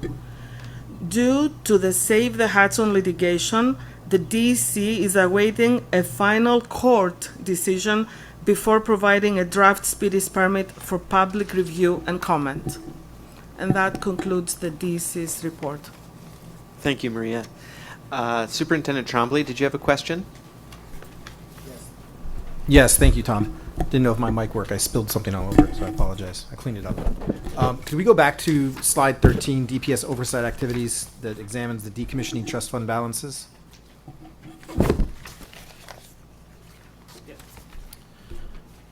Clearly, we're showing a drawdown of that trust fund, assuming that those funds are being used to support decommissioning work. Is it possible to receive a listing of the entities that were paid by that trust fund to complete the work? That we don't have. I don't think we have access to that. That would be probably between Holtec and the NRC. I mean, Matt might be able to comment on that. Matt, are you still with us? Yep, I'm here. I'm sorry. Just a little issue with the mute button. So can you repeat the question? Yes. Could we receive the decommissioning fund amounts? Yes, Matt. Mike Trombley, Superintendent of Schools for Hendrick Hudson. Is it possible to receive a listing of the entities that received funds from the trust fund in payment for decommissioning activities? I would say likely we would not go through all of that, but Mike, I would again put that in writing and let me bring that back to my superiors, and we'll see what we could do. It kind of sounds like you're leading into asking about if funds would be available for the school or others, otherwise in the area. Negative. No, I'm trying to see where the funds are being spent and who the funds are being spent on. So the funds are being used for work at the site. I mean, that's the bottom line. Correct. Correct. And that's really it. Is it possible from a regulatory or statutory standpoint that Holtec has to provide who those fund payments are going to? I don't know that answer. So again, if you could give me that, I'll certainly get it for you. Sure. I just frankly don't know off the top of my head. Yes, Matt, this is John Sipos. To the superintendent's question, I believe you could follow up with the Nuclear Regulatory Commission. You could also follow up with Holtec. But the reporting that is required under the federal regulations, under the decommissioning regulations, is provided by, it's overseen by the Nuclear Regulatory Commission. So that's right, and we report that annually, John, as you know, right? Just another question regarding the establishment of the trust fund. The trust fund, in essence, is funded by public tax dollars, correct? That's incorrect. It is actually funded by the ratepayers for Con Ed and the consumers of the electrical energy output from the entire site. Right. If I could just add to that, the licensees of a nuclear power plant have an obligation to fund these decommissioning trust funds. It's the cost of business. And so the price of the power that they sell into the grid produces revenue, and it has to produce sufficient revenue for them to deposit the amount necessary to comply with the decommissioning trust fund regulations. Does the Decommissioning Oversight Board have the ability to interface with the NRC to request that information? I think the short answer is we have the ability to ask the NRC for direction to Holtec, but it is ultimately the NRC's call as to what information the federal government, under the control of the federal Congress, is directing the licensees to provide. Federal agency, federal Congress, it's a federal matter. Sure. So, according to the bylaws of the board has the ability to vote to take action. Would a vote be required to make that request possible to the NRC? Would the board need to vote to make that request possible? No, I think we have the ability to send a letter and ask them anything we want, as we've done in the past. They've appeared at our request. I'm sure we're going to ask them to come again, and we lay out clearly in the invitation what we want them to speak to. And so if this is a question you'd like us to include in the next invitation for when they're here, absolutely we can do that. That'd be greatly appreciated. Thank you. And Superintendent, if I could just add another note. So we put up there the decommissioning rulemaking that is occurring at the NRC that's been under review for 12 years. It is, I would urge the district, I would urge you, I would urge your staff to, track that rulemaking, to monitor it and to make your district's views known to the Nuclear Regulatory Commission and the oversight body in the United States Congress. It's all out there. It's out in the open. The state has provided many comments over the past decade, and I am sure that the school district's views would be relevant and helpful and informative to the to the Nuclear Regulatory Commission. Thank you for that suggestion. I would just say that I would like my educators to focus on educating them rather than having to look up statutes and information such as that. But I will definitely take that advice. Superintendent, also one other thing I want to mention. The NRC audits the expenditures out of the trust fund. They, as you know, when they presented to the DOB before, they found a number of expenditures that were not compliant with the regulations, and Holtec had to replenish the fund for those expenditures. There is a role for the state, pursuant to the joint proposal that was signed by, I think, all of the major parties of the governmental bodies of the DOB. Minimum trust fund balances need to be maintained throughout the decommissioning, and in the monthly regulatory meetings, there's a check on that, and a regular, semi-regular meeting specifically to discuss the trust fund balance to ensure that they're in compliance with maintaining the minimum balances. So there's a slight difference in types of jurisdiction and what we are looking at. NRC is looking at the exact expenditures line by line to make sure they're in compliance with the federal regs. We're looking at it for compliance with the joint proposal and the minimum fund balances to give us assurance that there's sufficient funding to finish the job. I get my end goal, and I appreciate all the insights. My end goal is just to say, I'd like to know where the money is going, because that's informative. I'm asked those questions all the time. I think when there is a fund that is operating to decommission the site that we are also interested in, that's a pretty big piece of information that would be helpful as I talk to my community as well. Totally understand. County legislator? Yes, thank you. In this same train of questions, it also really struck me to see one of the funds has dropped by more than 50% in 5 years. I want to know where things are going. And yes, I understand that the NRC is looking at everything line by line to make sure that it's an expense that the decommissioning fund should be used for. But I know we've also heard from people about, Holtec having their own subsidiary do work and then paying that subsidiary 3 times more than the market rate for that work. So who's watching them and monitoring that? Yes, the work is legitimate, but is that price legitimate? And just to go back to the other point of how much it's dropped in 5 years, when we compare it to their waterfall chart where they're still working on the property in 2062, I'm expecting them to come back to us in 10 years and say, bail me out, we need another $2 billion. Well, I don't know, John, if you want to speak to the liability, but first I'd like to, I think Dave Lockbaum had a hand up. Maybe he wants to add to this discussion and then we can come back around. Dave? Yes, thank you, Tom. You kind of addressed the point I was going to make when you pointed out that the NRC audits the submittals on the decommissioning trust funding. One of the things that several people have asked, who is it going to? The NRC under, I think it's 10 CFR 2.390, I forget which paragraph, they cannot release information of a proprietary nature. And how much somebody spends on a project or who gets paid is considered proprietary information, because you start comparing this decommissioning plant to that decommissioning plant. And even if the NRC had that information, it would be very difficult to pry it from their hands.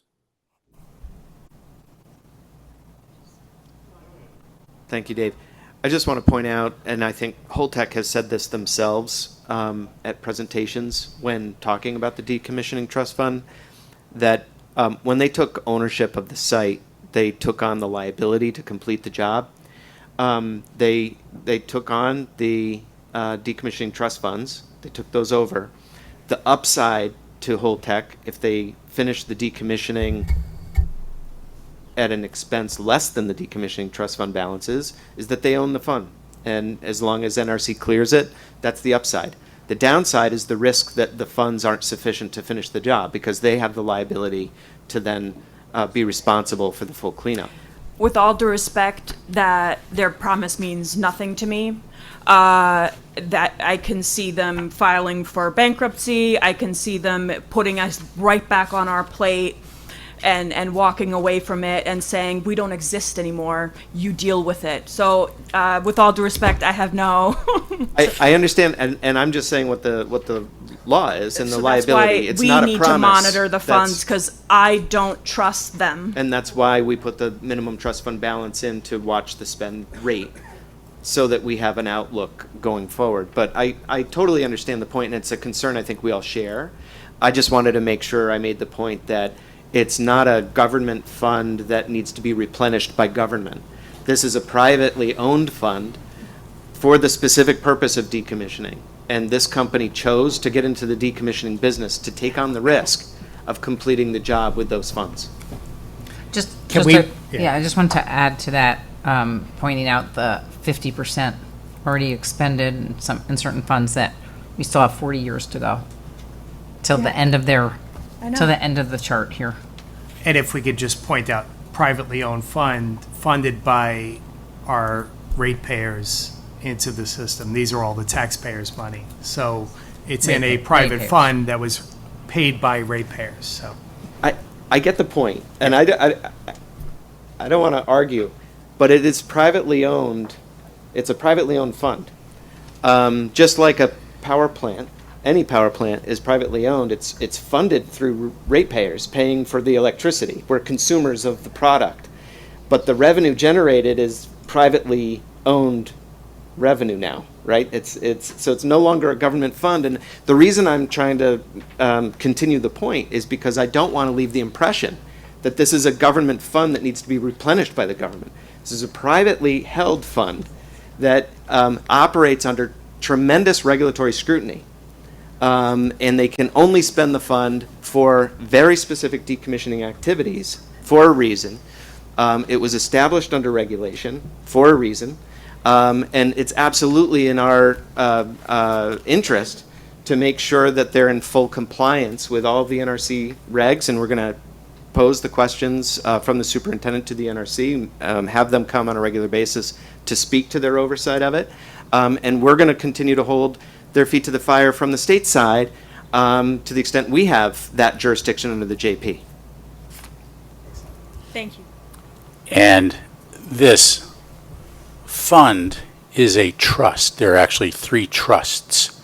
And like Tom said, they are overseen by the NRC. They originally were funded by ratepayers in the New York metropolitan area.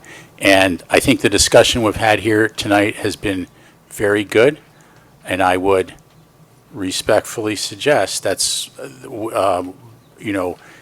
monitoring and participating and letting the NRC know of communities, host community interest in the regulations. The details matter, and I think that would be very helpful from a host community perspective.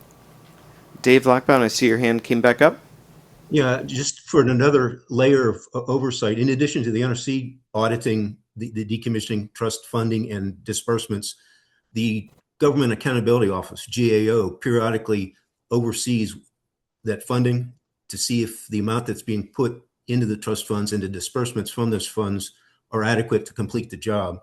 I think it's every 4 or 5 years GAO issues those reports that are available on their website. Thank you, Dave. Good point. Any other questions?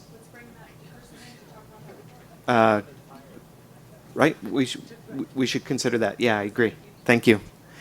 Any other questions before we move on to the next speaker? Okay. Now I'd like to introduce Paul Gunter from Beyond Nuclear. Paul is going to walk us through a number of slides, and we can save questions till the end. Welcome, Paul.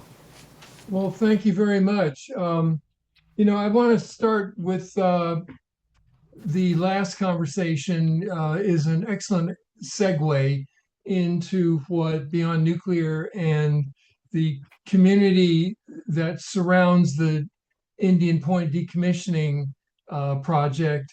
We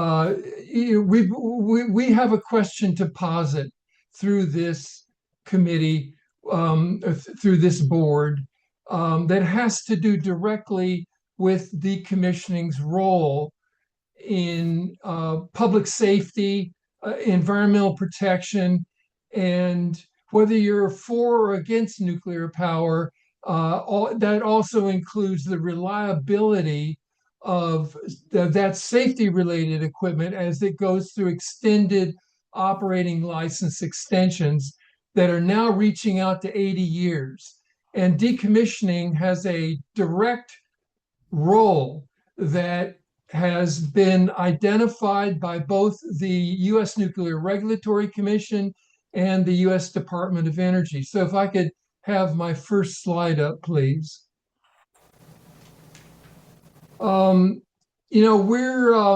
actually, can I go back just to the title slide, if I could, please? Yes, thank you. This is sort of the idea that we've been aware as an organization and the communities that we work with that there are a series of knowledge gaps that are in the age-related degradation of operational nuclear power plants that the national labs have come to address as decommissioning being the real opportunity to get at acknowledging and managing those knowledge gaps that affect safety and safety margins in reactors that are continuing to operate at increasingly extreme licensing renewals. Next slide, please. So going back to Mr. Saipos's federal update, we've been following the decommissioning rule as well and how it can be enhanced. And that doesn't just mean making, you know, the licensee go through and the NRC go through the extension process so that you can suspend emergency plans around decommissioning nuclear power plants that are no longer operational, but still have huge inventories of high-level radioactive waste parked out on the tarmac. And in an era of increasing and risk to the exposure to drones that are malvalent now, that we want to see safety and security in part of that enhancement. One of the enhancements that we've been working on pretty hard over the last 15 years is that decommissioning is that critical connection to operating license extensions that significantly affect the increase in risk to public health, safety, and environmental protection. Next slide, please.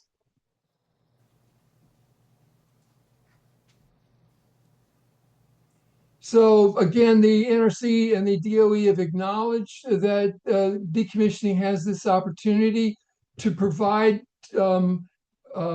oversight and management and enforcement of the Atomic Energy Act's legal standard for reasonable assurance being provided to the public and reliable reactor operations in the licensing process. This includes new licensing now. It includes relicensing, going through a second 20-year extension. And we would also put forward that it also applies to recommissioning permanently closed and aging reactors that have been certified for decommissioning. Next slide. So we became aware of the national labs and the U.S. Nuclear Regulatory Commission and their Office of Research coming together to contract for a national lab to look at the decommissioning process to address and mitigate addressing these knowledge gaps, again, to address that reasonable assurance. Next slide, please. And I just want to note that there is a link in that slide that will provide you with the statement of work that our Freedom of Information Act released that goes into detail of this strategic approach for obtaining material and component aging information related to license renewal.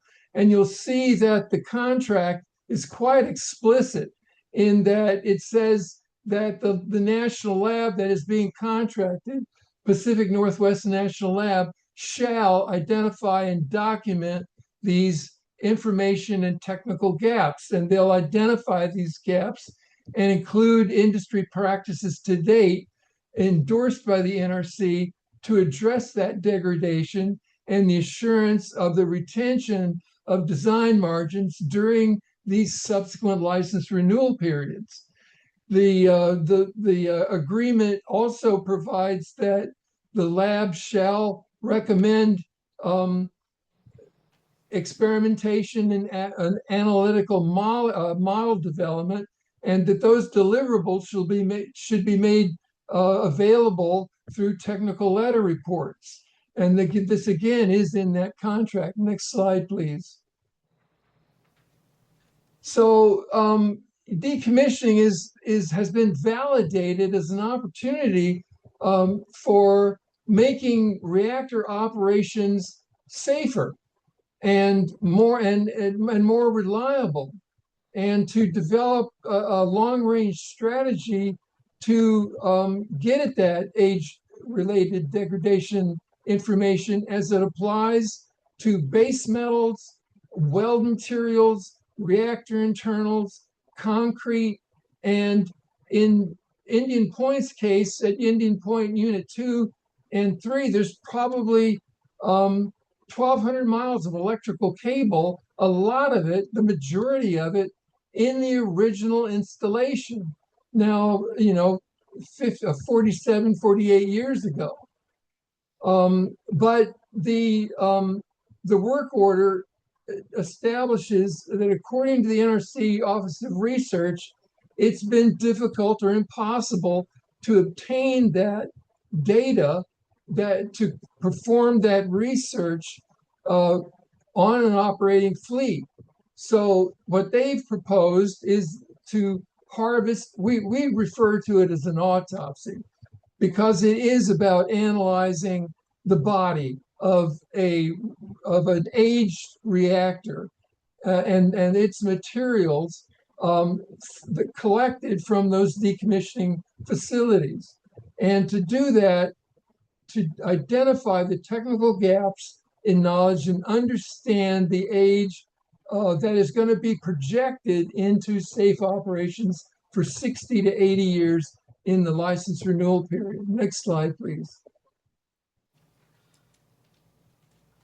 So again, this is just in that statement of work. It focuses on 4 basic priority areas: the reactor pressure vessel and the result of embrittlement from neutron bombardment, irradiation-assisted degradation of reactor internals and primary safety components, concrete, the containment structure, the spent fuel pool, concrete structure, and that large volume of electrical cable that needs to be qualified and provided with a conditional assessment going into that license renewal period. Next slide, please. So there was a technical report produced by Pacific Northwest National Lab, PNNL 27120. It was published on December 7th, 2017, and it was posted to the public websites of Pacific Northwest National Lab, the International Atomic Energy Agency scientific site, the Department of Energy's scientific information site, and also provided to the U.S. Department of Commerce. Next slide, please.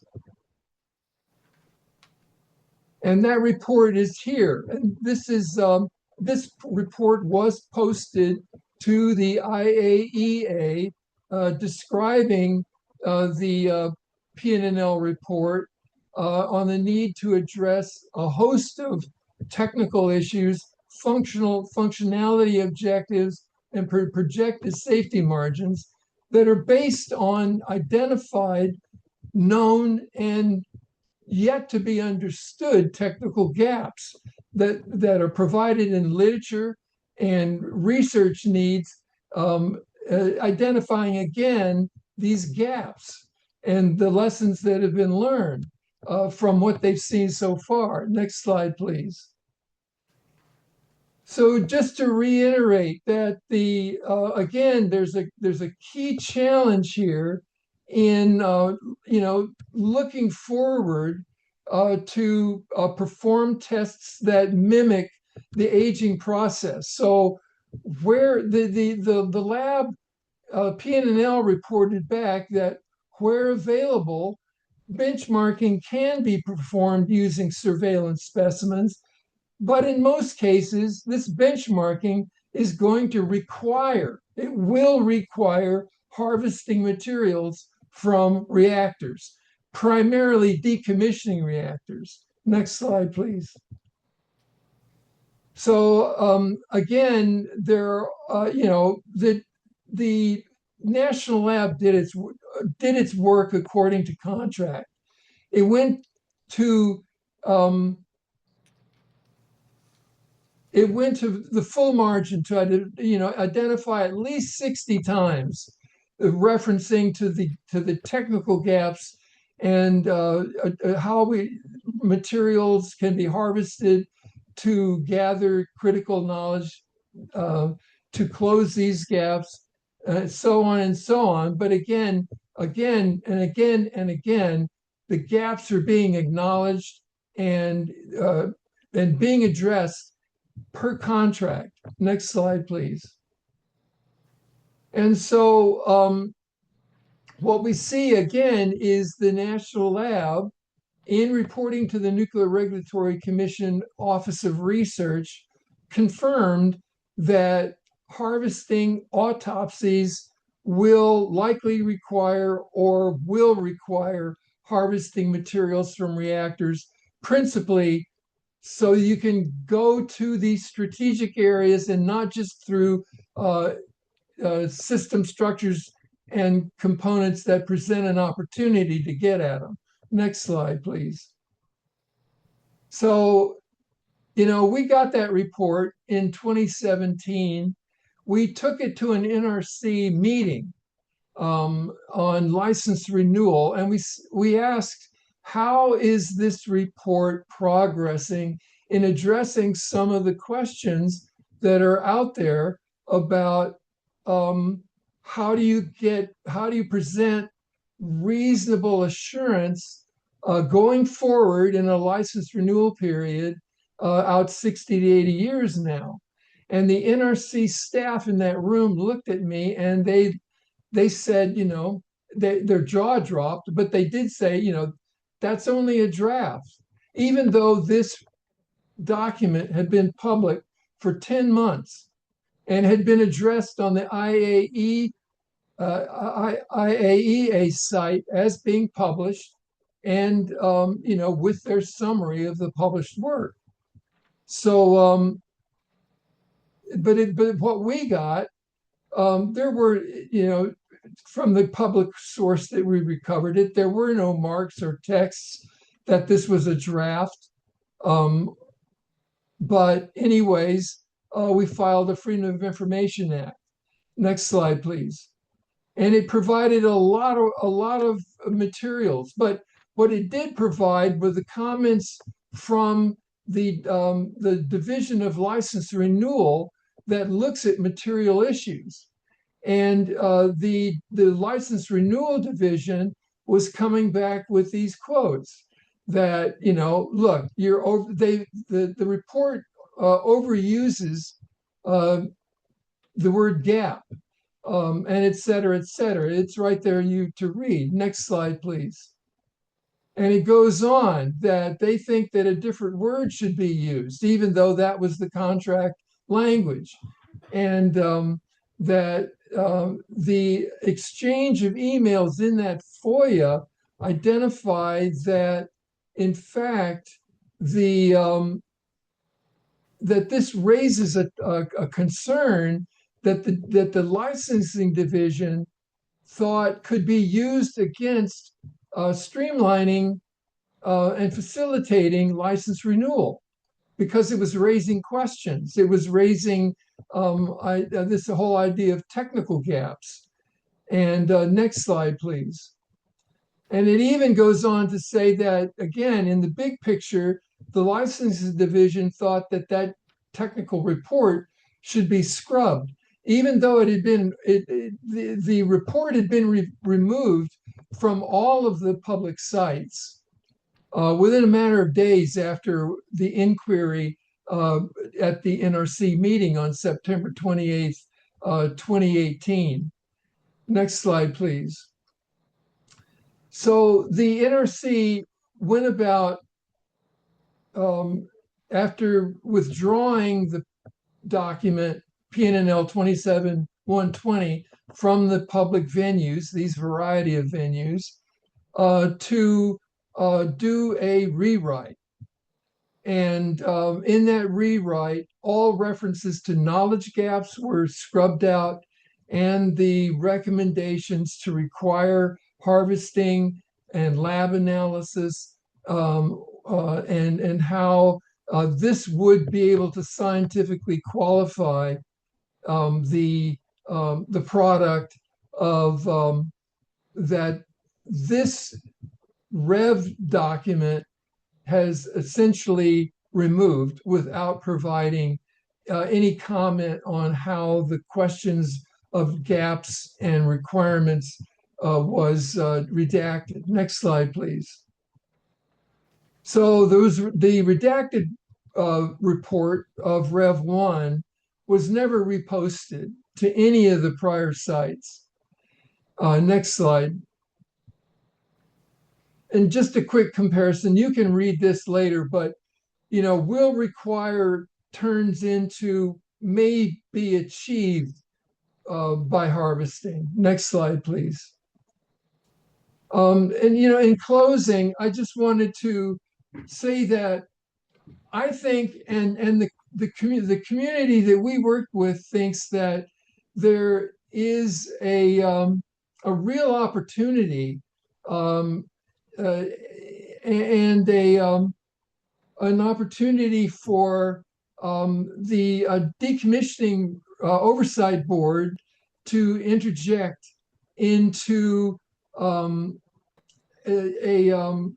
really unique situation nationally, that Holtec International is both involved in decommissioning a closed pressurized water reactor at Indian Point, a Westinghouse in this case, and that's comparable to a closed but recommissioning pressurized water reactor in Michigan that is actively pursuing not only restart but a 20-year subsequent license renewal, which the subject report was expressly developed for and then modified without anybody really getting any information on how that those redactions were made and how the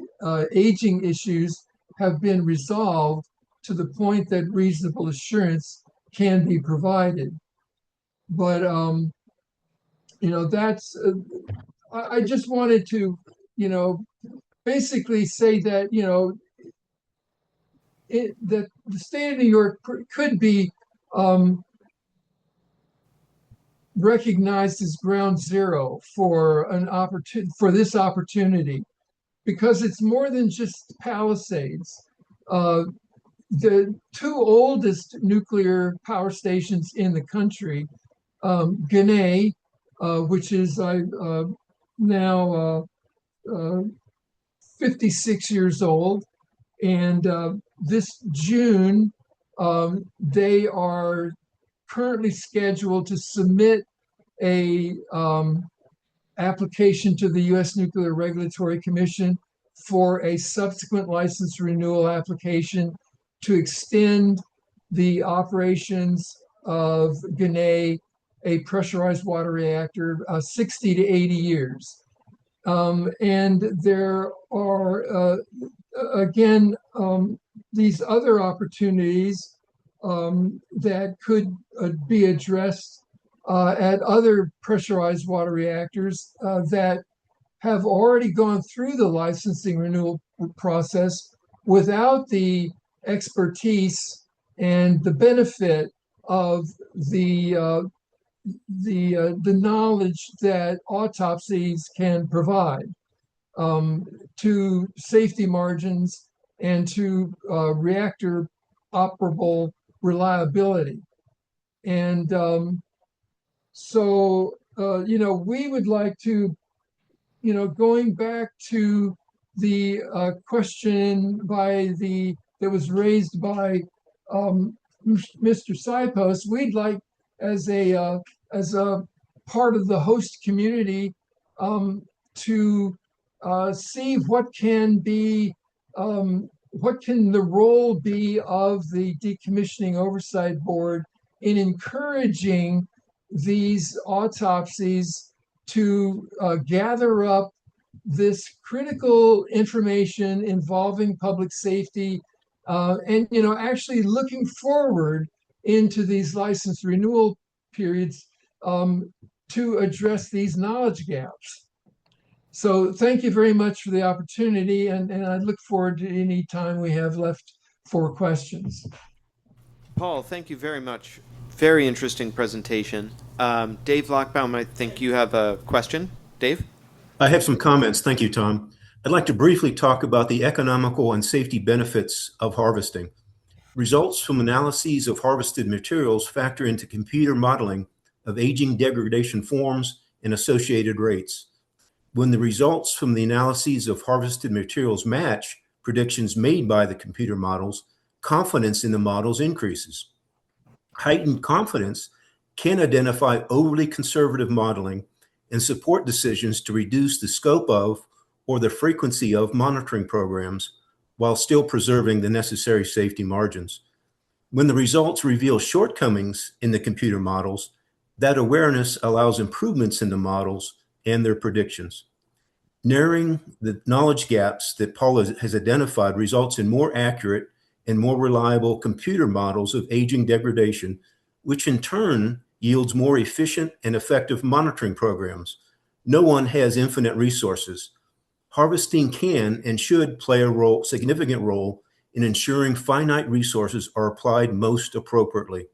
Thank you. Thank you, Dave. Thank you, Dave. And I just wanted to add that, as the NRC is moving towards risk-informed modeling, they should be welcoming how harvesting from decommissioning plants can be used to, as Dave has identified, boost the reliability of their models and the risk forecasting in it. But again, as the PNNL report provided back in 2017, those models are only as good as the real world experiential findings that you get from harvesting and the analysis as you would an autopsy. Thank you. Assemblywoman Levenberg? Thank you so much for that extremely informative presentation, which may or may not have been a little bit above my head, but nevertheless, I just want to say that it seems to me like we should absolutely be advocating for this harvesting. It's an opportunity, that we shouldn't miss out on. And I think that we have the opportunity to discuss it and to think about how it can add. I mean, even especially as we're looking at sites that are recommissioning, which I know that this one is not going to be recommissioned based on all the factors that we've discussed. But for those that are being recommissioned, I think it's critical to understand, what the factors are that are involved, and more than anything, what this is looking at is safety. So when we think about safety for this community, when we think about safety for Palisades Plant or any other sites that are impacted, having the opportunity to research this process while it's happening and look at the degradation is critical. And I know, Commissioner Spear, I know, and I both were obviously, and others sat on this board while we discussed the aging structure of Indian Point before they were in the decommissioning process. And as with any 50-year-old plus structures, there were more and more issues that we saw with them. So having the opportunity to look at these structures as they're being decommissioned to understand what kind of issues there are, I think would really be helpful for the entire United States of America for the safety of these nuclear plants. So why wouldn't we be doing that? And why are they trying to, I don't know, rewrite whatever the objectives were originally? I don't understand that, but thanks. If I might add really quick, the unique situation that's in New York right now that I think should be looked at is that the decommissioning operator for Indian Point is looking to recommission and benefit from the extended operations of a decommissioning reactor in Michigan. And the industry has been arguing that has stonewalled this process for more than a decade now on the costs of of harvesting, that it constitutes an interruption in decommissioning schedules. But that should be incorporated again, as it's been mentioned tonight, as a cost of doing business, particularly when you're going to use it to restart and license extend an operating facility. Superintendent? Mr. Gunter, thank you for presenting, for joining us this evening. Could you reiterate your request of the board? Because I heard it in there, but I just want to make sure I fully understand it. Right. I think it should be written up by the community that I'm part of and advising, and but essentially, you raised the point tonight that the decommissioning oversight has the authority to direct questions to the U.S. Nuclear Regulatory Commission and the and Holtec International, and given the an informed insight that this question on the identified role and all the questions that are still open without answer, that they be addressed by again opening up the opportunity for the decommissioning harvesting opportunity at Indian Point as it addresses the relicensing and recommissioning, which is at a fever pitch right now. Thank you, Mr. Gunter. Yes, James? James Creighton, Deputy Supervisor, Town of Cortland. Just to follow up on the superintendent's question and understanding and hearing how critical this autopsy is. It makes so much sense to address the knowledge gaps that exist, that were acknowledged by the NRC and the Department of Energy. And as they were addressing the need to provide reasonable assurance, it seemed like once this report came out, there was a move to scrub it and to remove it from the record.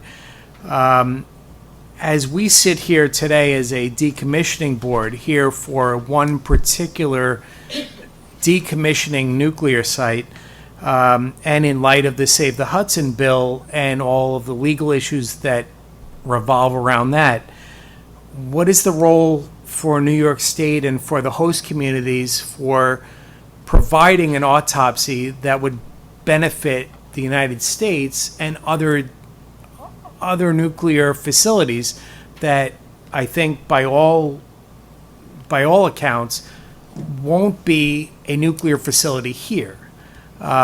Do we?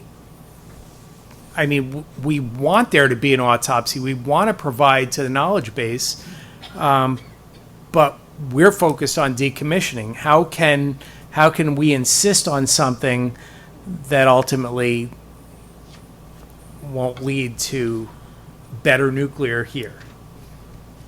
Well, again, let me just quickly say that we believe, from my understanding of the filings to the U.S. Nuclear Regulatory Commission, the Ginna Nuclear Power Station in upstate New York is scheduled to announce that it is going to make application to take a 56-year-old reactor and after it gets to the 60th year of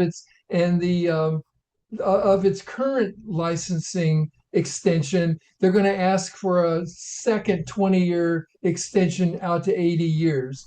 That should not proceed unless the questions that the Indian Point nuclear power station and an autopsy could provide from one pressurized water reactor to here in Westchester County to a pressurized water reactor the oldest, and again, this is the oldest operating pressurized water reactor in the United States right now. The other is 9 Mile Point Unit 1 as the oldest boiling water reactor in the United States. So New York has some interest in the idea that autopsies from all the decommissioning plants could benefit public health and safety in these license extensions that are ongoing now on Lake Ontario in New York. Hey, Tom, and everybody else, just a quick plug here. This is Matt from Holtec. Back in 2021, 2022 timeframe, we did work with EPRI and Westinghouse and allow them to take boat samples from the pressurizers at Indian Point. So just we have been part of this, and yeah, I appreciate all the discussion. It's great discussion, but we have been part of this, and hopefully been help with being part of the solution here. So Paul, just for your information, I don't know if you're aware of that, but we have provided them with a few Yes. samples in the past. Yep. Yes, I was aware that you had provided a sample. What I'm suggesting is that there's a serious lack of cooperation and collaboration with the U.S. Nuclear Regulatory Commission. We thank you for your work that you have contributed, but there also is 1,200 miles of electrical cable in Indian Point Unit 2 and 3 that haven't, as best we can tell, were not part of the autopsy that could be contributed to, particularly because you're looking to extend the operations of a decommissioning pressurized water reactor that wouldn't benefit and that could benefit. And the same would be true for boat samples out of the reactor pressure vessels that you have. I believe, I'm not quite sure where those segmented slices of the reactor pressure vessel are, but you could be getting boat samples out of that, and the Decommissioning Oversight Board could work with Holtec to develop a custody of care for getting those boat samples to national labs for analysis rather than custody for care for it to go to a nuclear dump. And that there's just a whole area here that the attention should be drawn to the fact that that originally what the national lab said is that it should be required. It should be required from every decommissioning power plant, not just generosity. It should be part of the law for reasonable assurance and and to get enough support out there that you can provide reasonable assurance. So again, thank you for that. But there are a lot of areas here that the rest of the industry is not collaborating. Paul, Tom Congdon, you just mentioned the national labs. Is this a current topic of research at any of the labs right now? The last research we saw was it's in Europe at the OECD,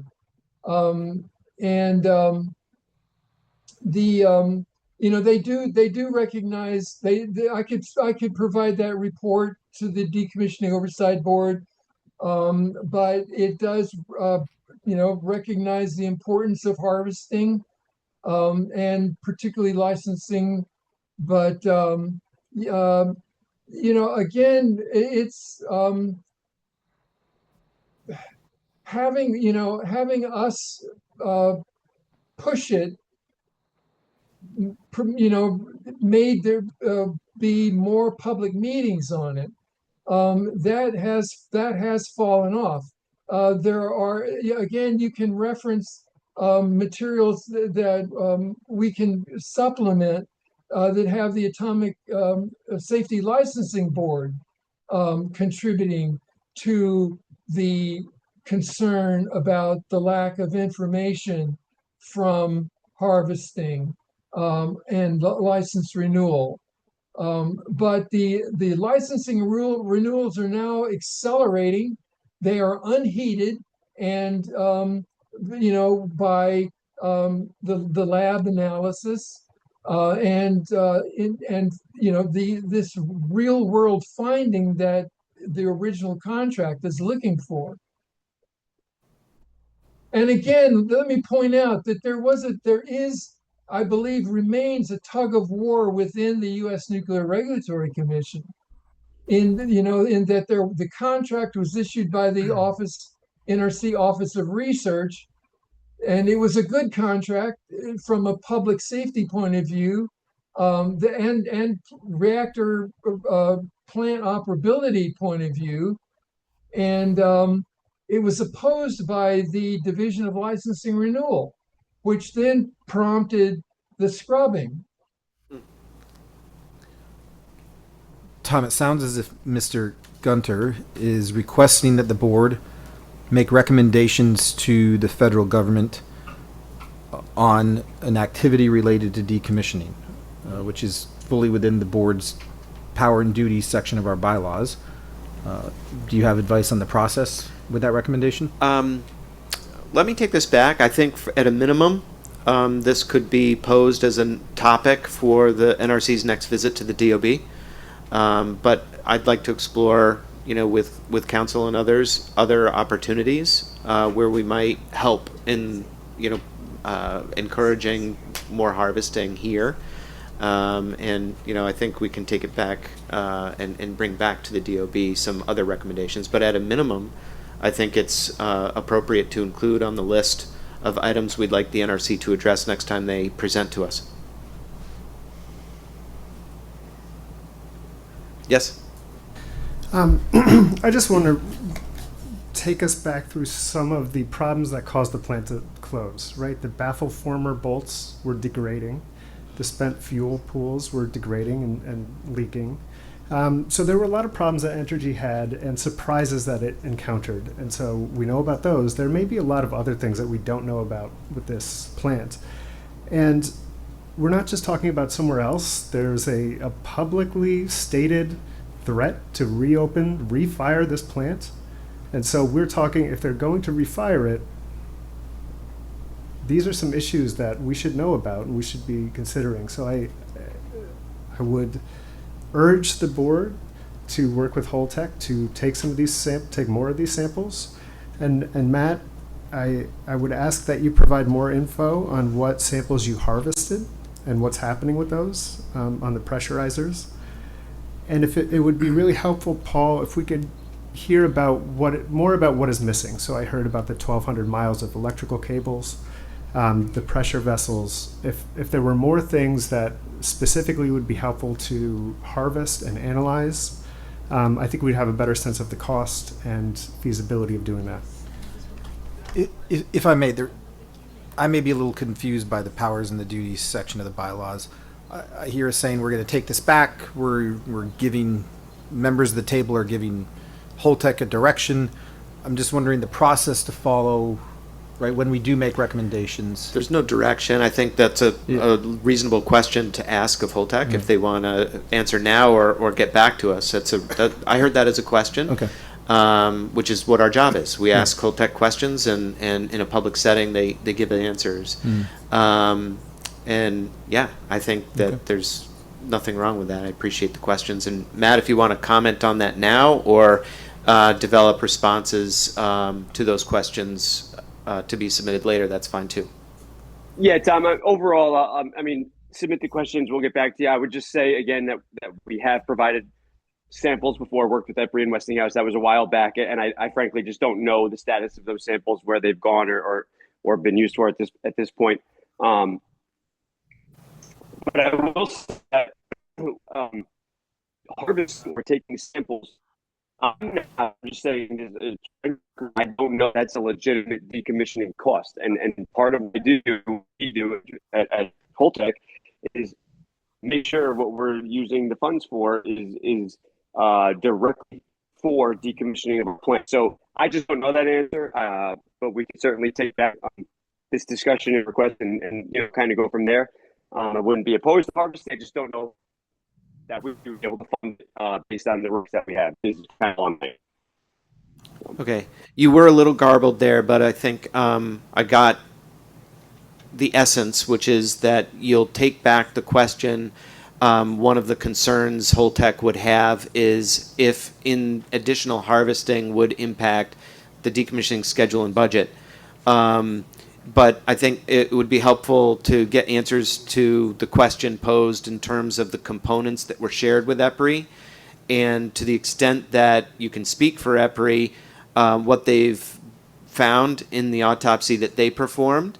Perhaps we can also reach out to EPRI ourselves and see if they'd be willing to share information and insights into what they've done so far with that material. Sure. And Mr. Gunter, you did make some good points on doing an autopsy. I think for the safety and future of the extended plants, I think that's important to look at a plant being decommissioned. And so you can look ahead. Maybe there's potential issues that you can address before they happen. So thank you for bringing that up. At this time, I'd like to go on to the public statement hearing portion. I'll turn it over to Tom Kazmarek to walk us through the hearing section of the agenda. Thank you, Tom. Thanks, Tom. Just standard reminders. Attendees will be called on in the order in which they registered, beginning with those in person. To prepare fair opportunity to speak, there will be a strict 3-minute time limit. Our first speaker, if they want to begin walking up, if they're with us tonight, is Chris Vargo, followed by Tina Volz-Bongar. Just a reminder again, there may be a timer put on the screen here in a moment, but I'll also provide a reminder if you're getting close to the time so we can afford others the opportunity to speak. You may begin when ready. Good evening. I'm Christopher Vargo, and I live in Verplank.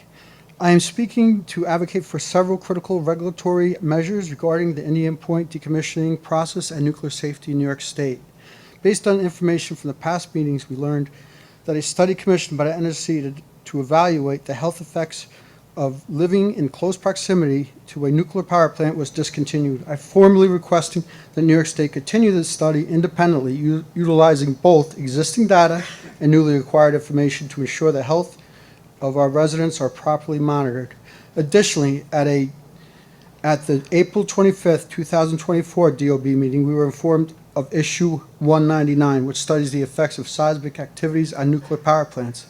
I request that New York State continue this research and expand it to include the effects of seismic activity on the dry casts used for storing spent fuel rods and other radioactive materials. Given the majority of the dry casts at Indian Point were not built to the specifications originally agreed upon by the NRC, it is imperative that the state independently study the specific casts that were built out of compliance to determine the structural integrity during seismic events. Finally, regarding the July 31st, 2023 DOB meeting, New York State Department of Health stated it would take 2 to 3 months to receive accurate results from water samples specifically for strontium-90 before dumping into the Hudson River. However, Holtec is currently only required to wait 12 business days. I'm requesting a change to this provision so that no wastewater is discharged into the Hudson River until all materials, including non-radioactive chemicals, have been fully tested, verified. It is my understanding that New York State maintains authority over non-radioactive materials being released into our environment. Thank you for your attention to this vital safety concerns. I look forward to your response regarding how the state will proceed with this request. Since I have some time left, I'd like to also comment. I don't want you to dump any water into the Hudson River. I'm against it. So it doesn't mean looking for getting the specifics on the chemicals doesn't mean I want it released. But I think we have to start thinking outside the box. If we keep going down the legal paths we're going on, it's just going to give the Holtec the opportunity to sue us and say that we are slowing down the decommissioning. 30 seconds. So also, I'd like to comment, not one person asked the existing on-site inspector any questions of what's going on at the plant, if work has been slowed down, and I don't understand why you don't ask the New York State inspector who's on site. I never hear you ask any specific 10 questions. seconds. That's all. Thank you very much. Thank Thanks, you. Chris. For the record, I did ask the inspector to speak directly to the schedule, and he went through back and forth with Holtec to explain what occurred from the last waterfall chart to the one that was presented tonight. Okay, I must have missed that. Thank you. Thank you. After Tina Volz-Bongar is Jacqueline Drexler, followed by Nancy Hi, Van. I'm Tina Volz-Bongar, and I live in Peekskill, New York, and I am just livid at this board and at the members of this board for the lack of responsibility that you're taking and the lack of accountability that you're asking from this company. We just looked at a chart that after an explanation of how much money we're spending. And you know, a group of us went to the comptroller, to Thomas DiNapoli's office, and I think we should go there next week. We should ask why Holtec and the Decommissioning Oversight Board allows this company to come up and say, oh, well, we're working on Unit 3, but then we went to Unit 2. But they spent $500 million on Unit 3, and then they spent $300 million on Unit 2. What are they doing? And they laid people off in this community. I don't understand why you aren't livid, Mayor. I really can't believe it. They owe you so much more accountability than they are giving you. They owe you more money than they are giving you. Representative Lawler, he finally made the bill as good as the Stranded Act, by the way, so you are being taken for a ride. And anyway, we're going to go to the comptroller's office next week and we're going to ask, what is your responsibility? Because we were told that this trust fund and everything else, you are accountable for that. Yes, it's the job of the NRC and everything else, unless there was some sort of deal that was made that took that accountability out of the realm of oversight. So anyway, I just can't believe it. And we have no reports about what's happening in the cleanup. How's the cesium going? You know, we live next to this. So anyway, we can do a much better job than this. And I support you in doing that. And anyway, thanks a lot. I had to vent. Thank you, Ms. Drexler. Yes. Jackie Drexler, thank you for the opportunity to speak tonight. This is not the rap sheet on Holtec, but actually a laundry list for this DOB on things to do, things that have not gotten enough attention, and things we need answers to. I do believe that 2 meetings ago, when the NRC was present, I spoke about the need for autopsies for nuclear plants being decommissioned, and Paul Gunter spoke tonight, which is fantastic, thanks to him and to David Lochbaum. I'm sure that whatever remains at Indian Point is embrittled, and I asked the state to request that Holtec provide appropriate materials to the NRC Research Division. Findings will be very important. They're crucial to know, not for Indian Point necessarily, but for other nuclear reactors that are proposed to be relicensed or rebooted. Holtec plans seem to be buying up power plants to decommission, then pulling a switcheroo to become operators and getting millions, if not billions of dollars to rebuild and reboot. On page 15 of the state agreement, it states that the state may ask for information and that Holtec will not unreasonably deny such requests nor delay its response. Everything I ask for falls under this. I ask the state to ask Holtec to confirm and deny everything for once and for all.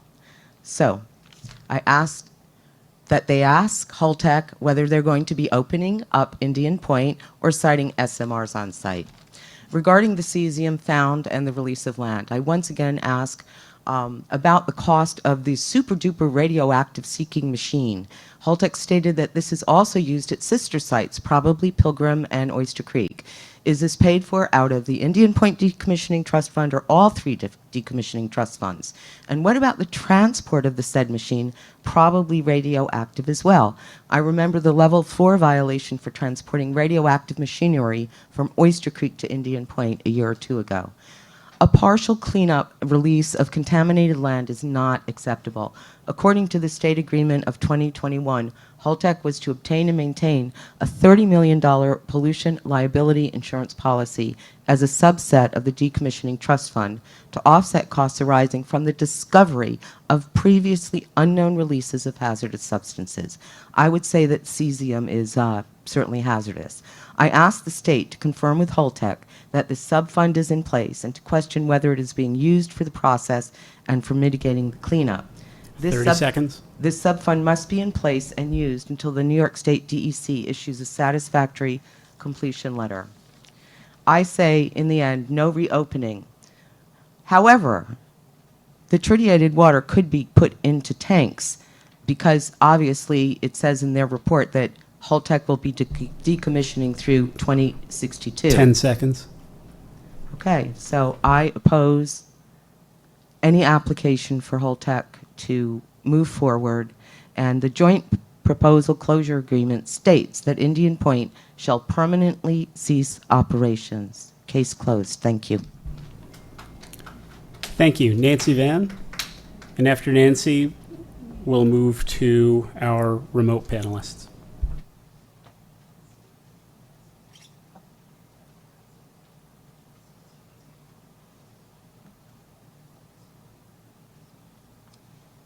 Hi, guys.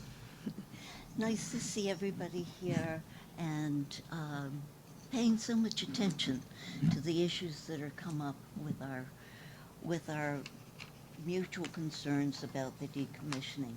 There are two different, oh, first of all, my name is Nancy Van, and I live 7/10 of a mile from Indian Point, and I'm a cancer survivor.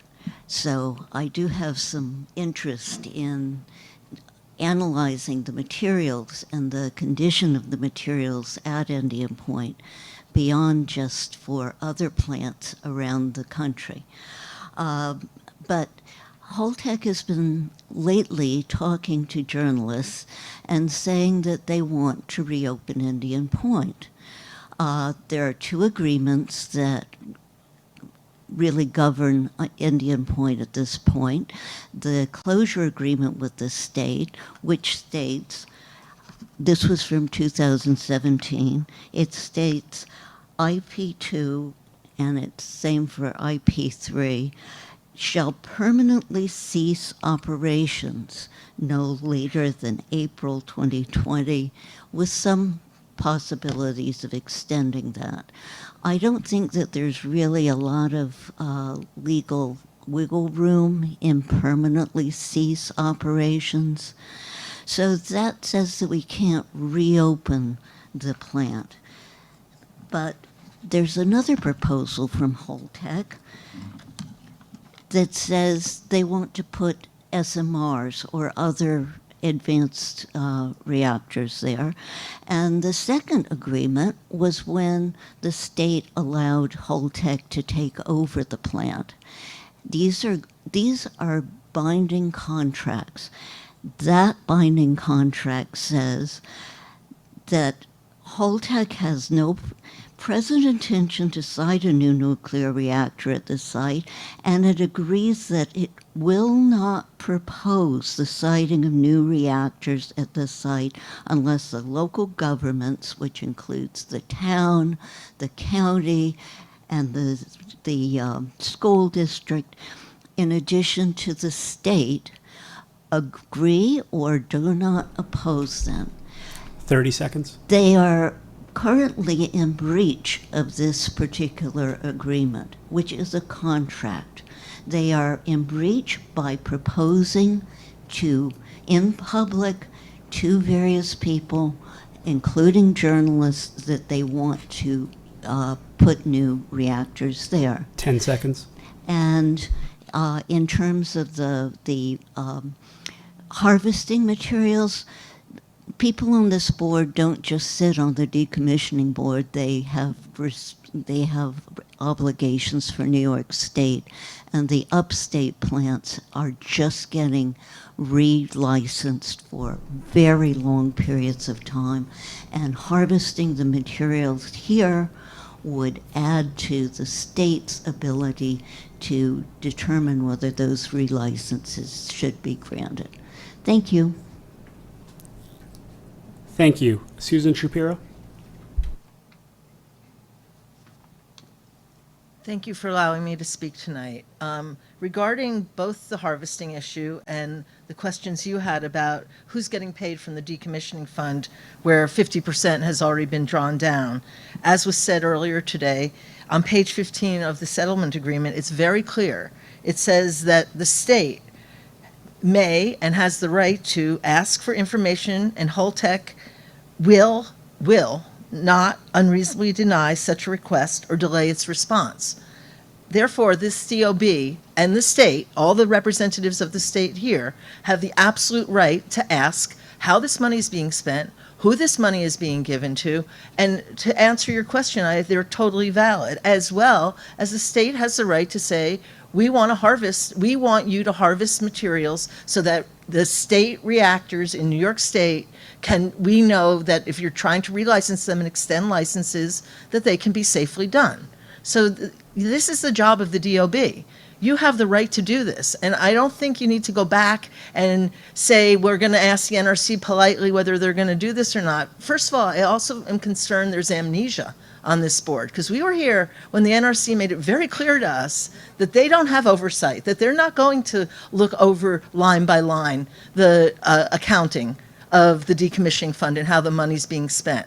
So if we're relying on the NRC to do that, that's not happening. And our money, our state money, could be being spent any which way Holtec feels, because there is no oversight. You are the oversight. You're the oversight board. That's your name. So please, ask these questions. You have the right to get the answers. If Holtec chooses not to answer it, there's a process then, there's a legal process that can be taken to demand them. This is something that needs to be done. The other thing I'm really concerned about that no one's raised is they mentioned the parking lot, that they're not even looking at the parking lot, right? The parking lot is where people they're currently using it. People are walking on the parking lot, which is directly adjacent to where they found the cesium in the visitor center. How do we know there's not cesium in the parking lot that they're currently using? So that's a concern that I think needs to be raised. Also, I feel like part of the problem here that we're having is that in New York State, the PSC and the governor are on a mad dash to approve more nuclear in New York State without doing any kind of feasibility study, without looking at any kind of financials, without looking at any health studies, and just saying, yeah, we've already given another $33 billion. We're going to give another $100 billion for more nuclear in New York State. That's untenable. The governor cannot, by executive fiat, say we're making more nuclear. This is a legislative decision. This is similar to what Trump is doing on the federal level by executive fiat. The legislature, 10 seconds. The DOB, you're our representatives. So please ask the questions we're asking you to ask, and let's have the answers of where's our money going? Is this decommissioning happening properly? What is the autopsy of this plant? Let's harvest the materials before it's too late. If we're going to wait for the NRC to come back, the materials will be gone. Right now is the time. Thank you. Thank you. Moving on to our virtual speakers. Our first up will be Michelle Lee. Hi, thank you. Can you hear me? Yes, we can. Terrific. So just to first of all, clarify a few points. The NRC does not audit trust funds. In fact, in a 2023 memo to the NRC Office of the Inspector General, and I'll quote from that, quote, staff has ceased development of a procedure on how best to periodically assess trustee compliance and will terminate further assessment activities, period, end quote. They do not do the audits. The GAO reports simply look at whether the NRC has reported that its procedures are being followed. So sometimes some of the GAO reports say, oh, there's not enough trust fund money that's technically, stated by the NRC. Other times the GAO reports have said, oh, the NRC is just fine with it. Let me see one other thing. On the issue of opening or reopening, I would like to also ask for Holtec to make an affirmative statement rather than beating around the bush. In fact, on just this past Sunday, the Albany Times Union published an article where not just some random employee, but Patrick O'Brien, who is not a random employee, made statements that suggested, the Trump administration is pushing us to reopen Indian Point. So I just want to raise those two issues. I know it's late, and I'll save other comments for the next meeting. Thank you. Thank you. Next up is Jocelyn DiCrescenzo. Yes. Hi, can you hear me? Yes, we can hear you. Okay. Thank you so much for the opportunity to speak tonight. My name is Jocelyn DiCrescenzo, and I'm going to continue my sister's laundry list. According to a risk assessment by former Governor Cuomo, it was highly recommended that the Enbridge pipeline be shut down for decommissioning, and it wasn't. No matter how careful, and with this shutoff valve in Texas, fire and explosion risks remain. If Indian Point were to reopen, there would be even greater risks to the public. On page 29 of the state agreement, it says, when all spent fuel is on the pad, public alerts will be retired and there will be a replacement system, TV, radio, and Wi-Fi. Which is it? In an emergency, people are really expected to go to Holtec's website for the emergency plan? Really? Same thing for training. Really? This is all until the fuel is to be removed from the site. This is forever. I'm asking the state to ask Holtec, what is the cost to meeting the unrestricted use criteria? I'm asking the state to ask Holtec about Holtec's, quote, reorganization, end quote. On page 36 of the state agreement, it says that, quote, enforceability may be limited by such things as bankruptcy or reorganization, end quote. We would like a full accounting of the money spent. From what I saw tonight, it's a disaster. I'd like an accounting of the money spent on the decommissioning trust fund, on decommissioning activities, differences between estimated costs and actual costs, and also if any material changes to the trust agreements or financial assurance contracts. We would like to know the status of all testing of water, soil, and all mitigation, the status of groundwater, and the cleanup. I say that Holtec, working behind the scenes and behind the court of public opinion's back with Trump, Chris Wright of the DOE, and Representative Mike Lawler, and Governor Kathy Hochul, and the PSC, New York State PSC, in order to become operators and rebuild like new Indian Point, certainly goes against the joint proposal and the state agreement. They are totally duplicitous. Finally, regarding the public's health, given the vast amount of scientific evidence on nuclear radiation's effect on public health, miscarriages, low birth weight babies, leukemia, other cancers, including lung and colon cancers, birth defects, and given the studies by Kutrikis of Harvard and epidemiological studies, and given that 60 or so years ago, the New York State Department of Health did a massive 20-mile-out ecological study of the Indian Point area before the nuclear reactor was built, it is high time for the New York State DOH to take the lead and do the same thing again, testing for radioactive dust in people's homes, in the soil, in their yards, testing urine and blood samples to see what is in our land and in our people. Every question I have asked needs to be answered. This oversight board may have some power to get answers and to make sure that Holtec is doing and will complete safe decommissioning.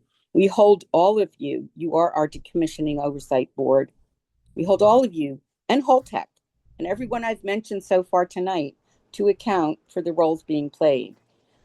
Because 30 quite seconds. honestly, it seems like a horrifying prospect what Holtec is doing. They're, buying up trust funds. I won't say robbing Peter to pay Paul, but maybe, I don't know. And I don't know how they can say that the money that's in the trust fund 10 seconds. is their private source, and that it is now proprietary information. That is just bullshit. Thank you very much. Thank you. Next is Donald Peavy. Please use a raise hand function if you're joining us.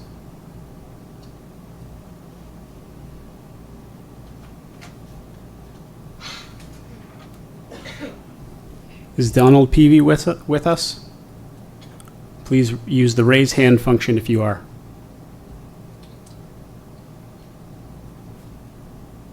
Okay, next is Celine Lozach.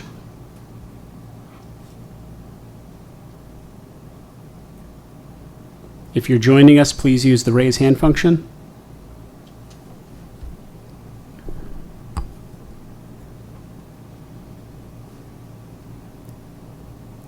Okay, that concludes tonight's public statement portion.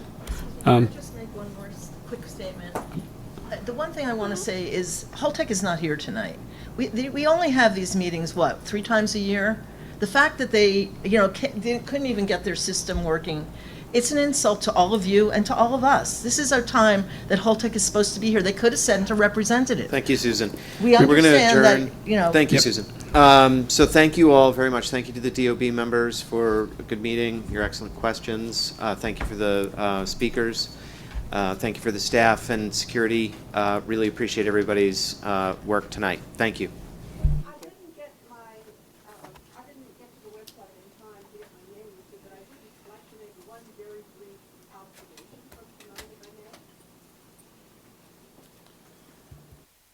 Go ahead. Thank you. I appreciate that. My name is Marilyn Ellie, and I live about 2 miles from the plant, and I followed what happens there for a very long time. I'm not talking about Indian Point now. I'm talking about the NRC. Tonight, that agency has come up over and over and over again. We're going to look to them. We're going to ask them. We expect them to do. I think that's unfortunate. We no longer have a functioning NRC that looks out after the health and safety of the people. Their mission has been changed to promoting industry and more nuclear plants, and I'm not sure that people on this board are taking that into account. That's the fact of the matter, and if you're looking to the NRC for either advice or information in regard to what should happen, or something that protects the public safety and health, you're looking to the wrong place. I just want to really emphasize that the NRC is not what it used to be, and it has been gutted, and it does have a different message and a different mission, which is to increase and help the industry develop more nuclear power. Thank you. And with that, we are now adjourned. Thank you all very much.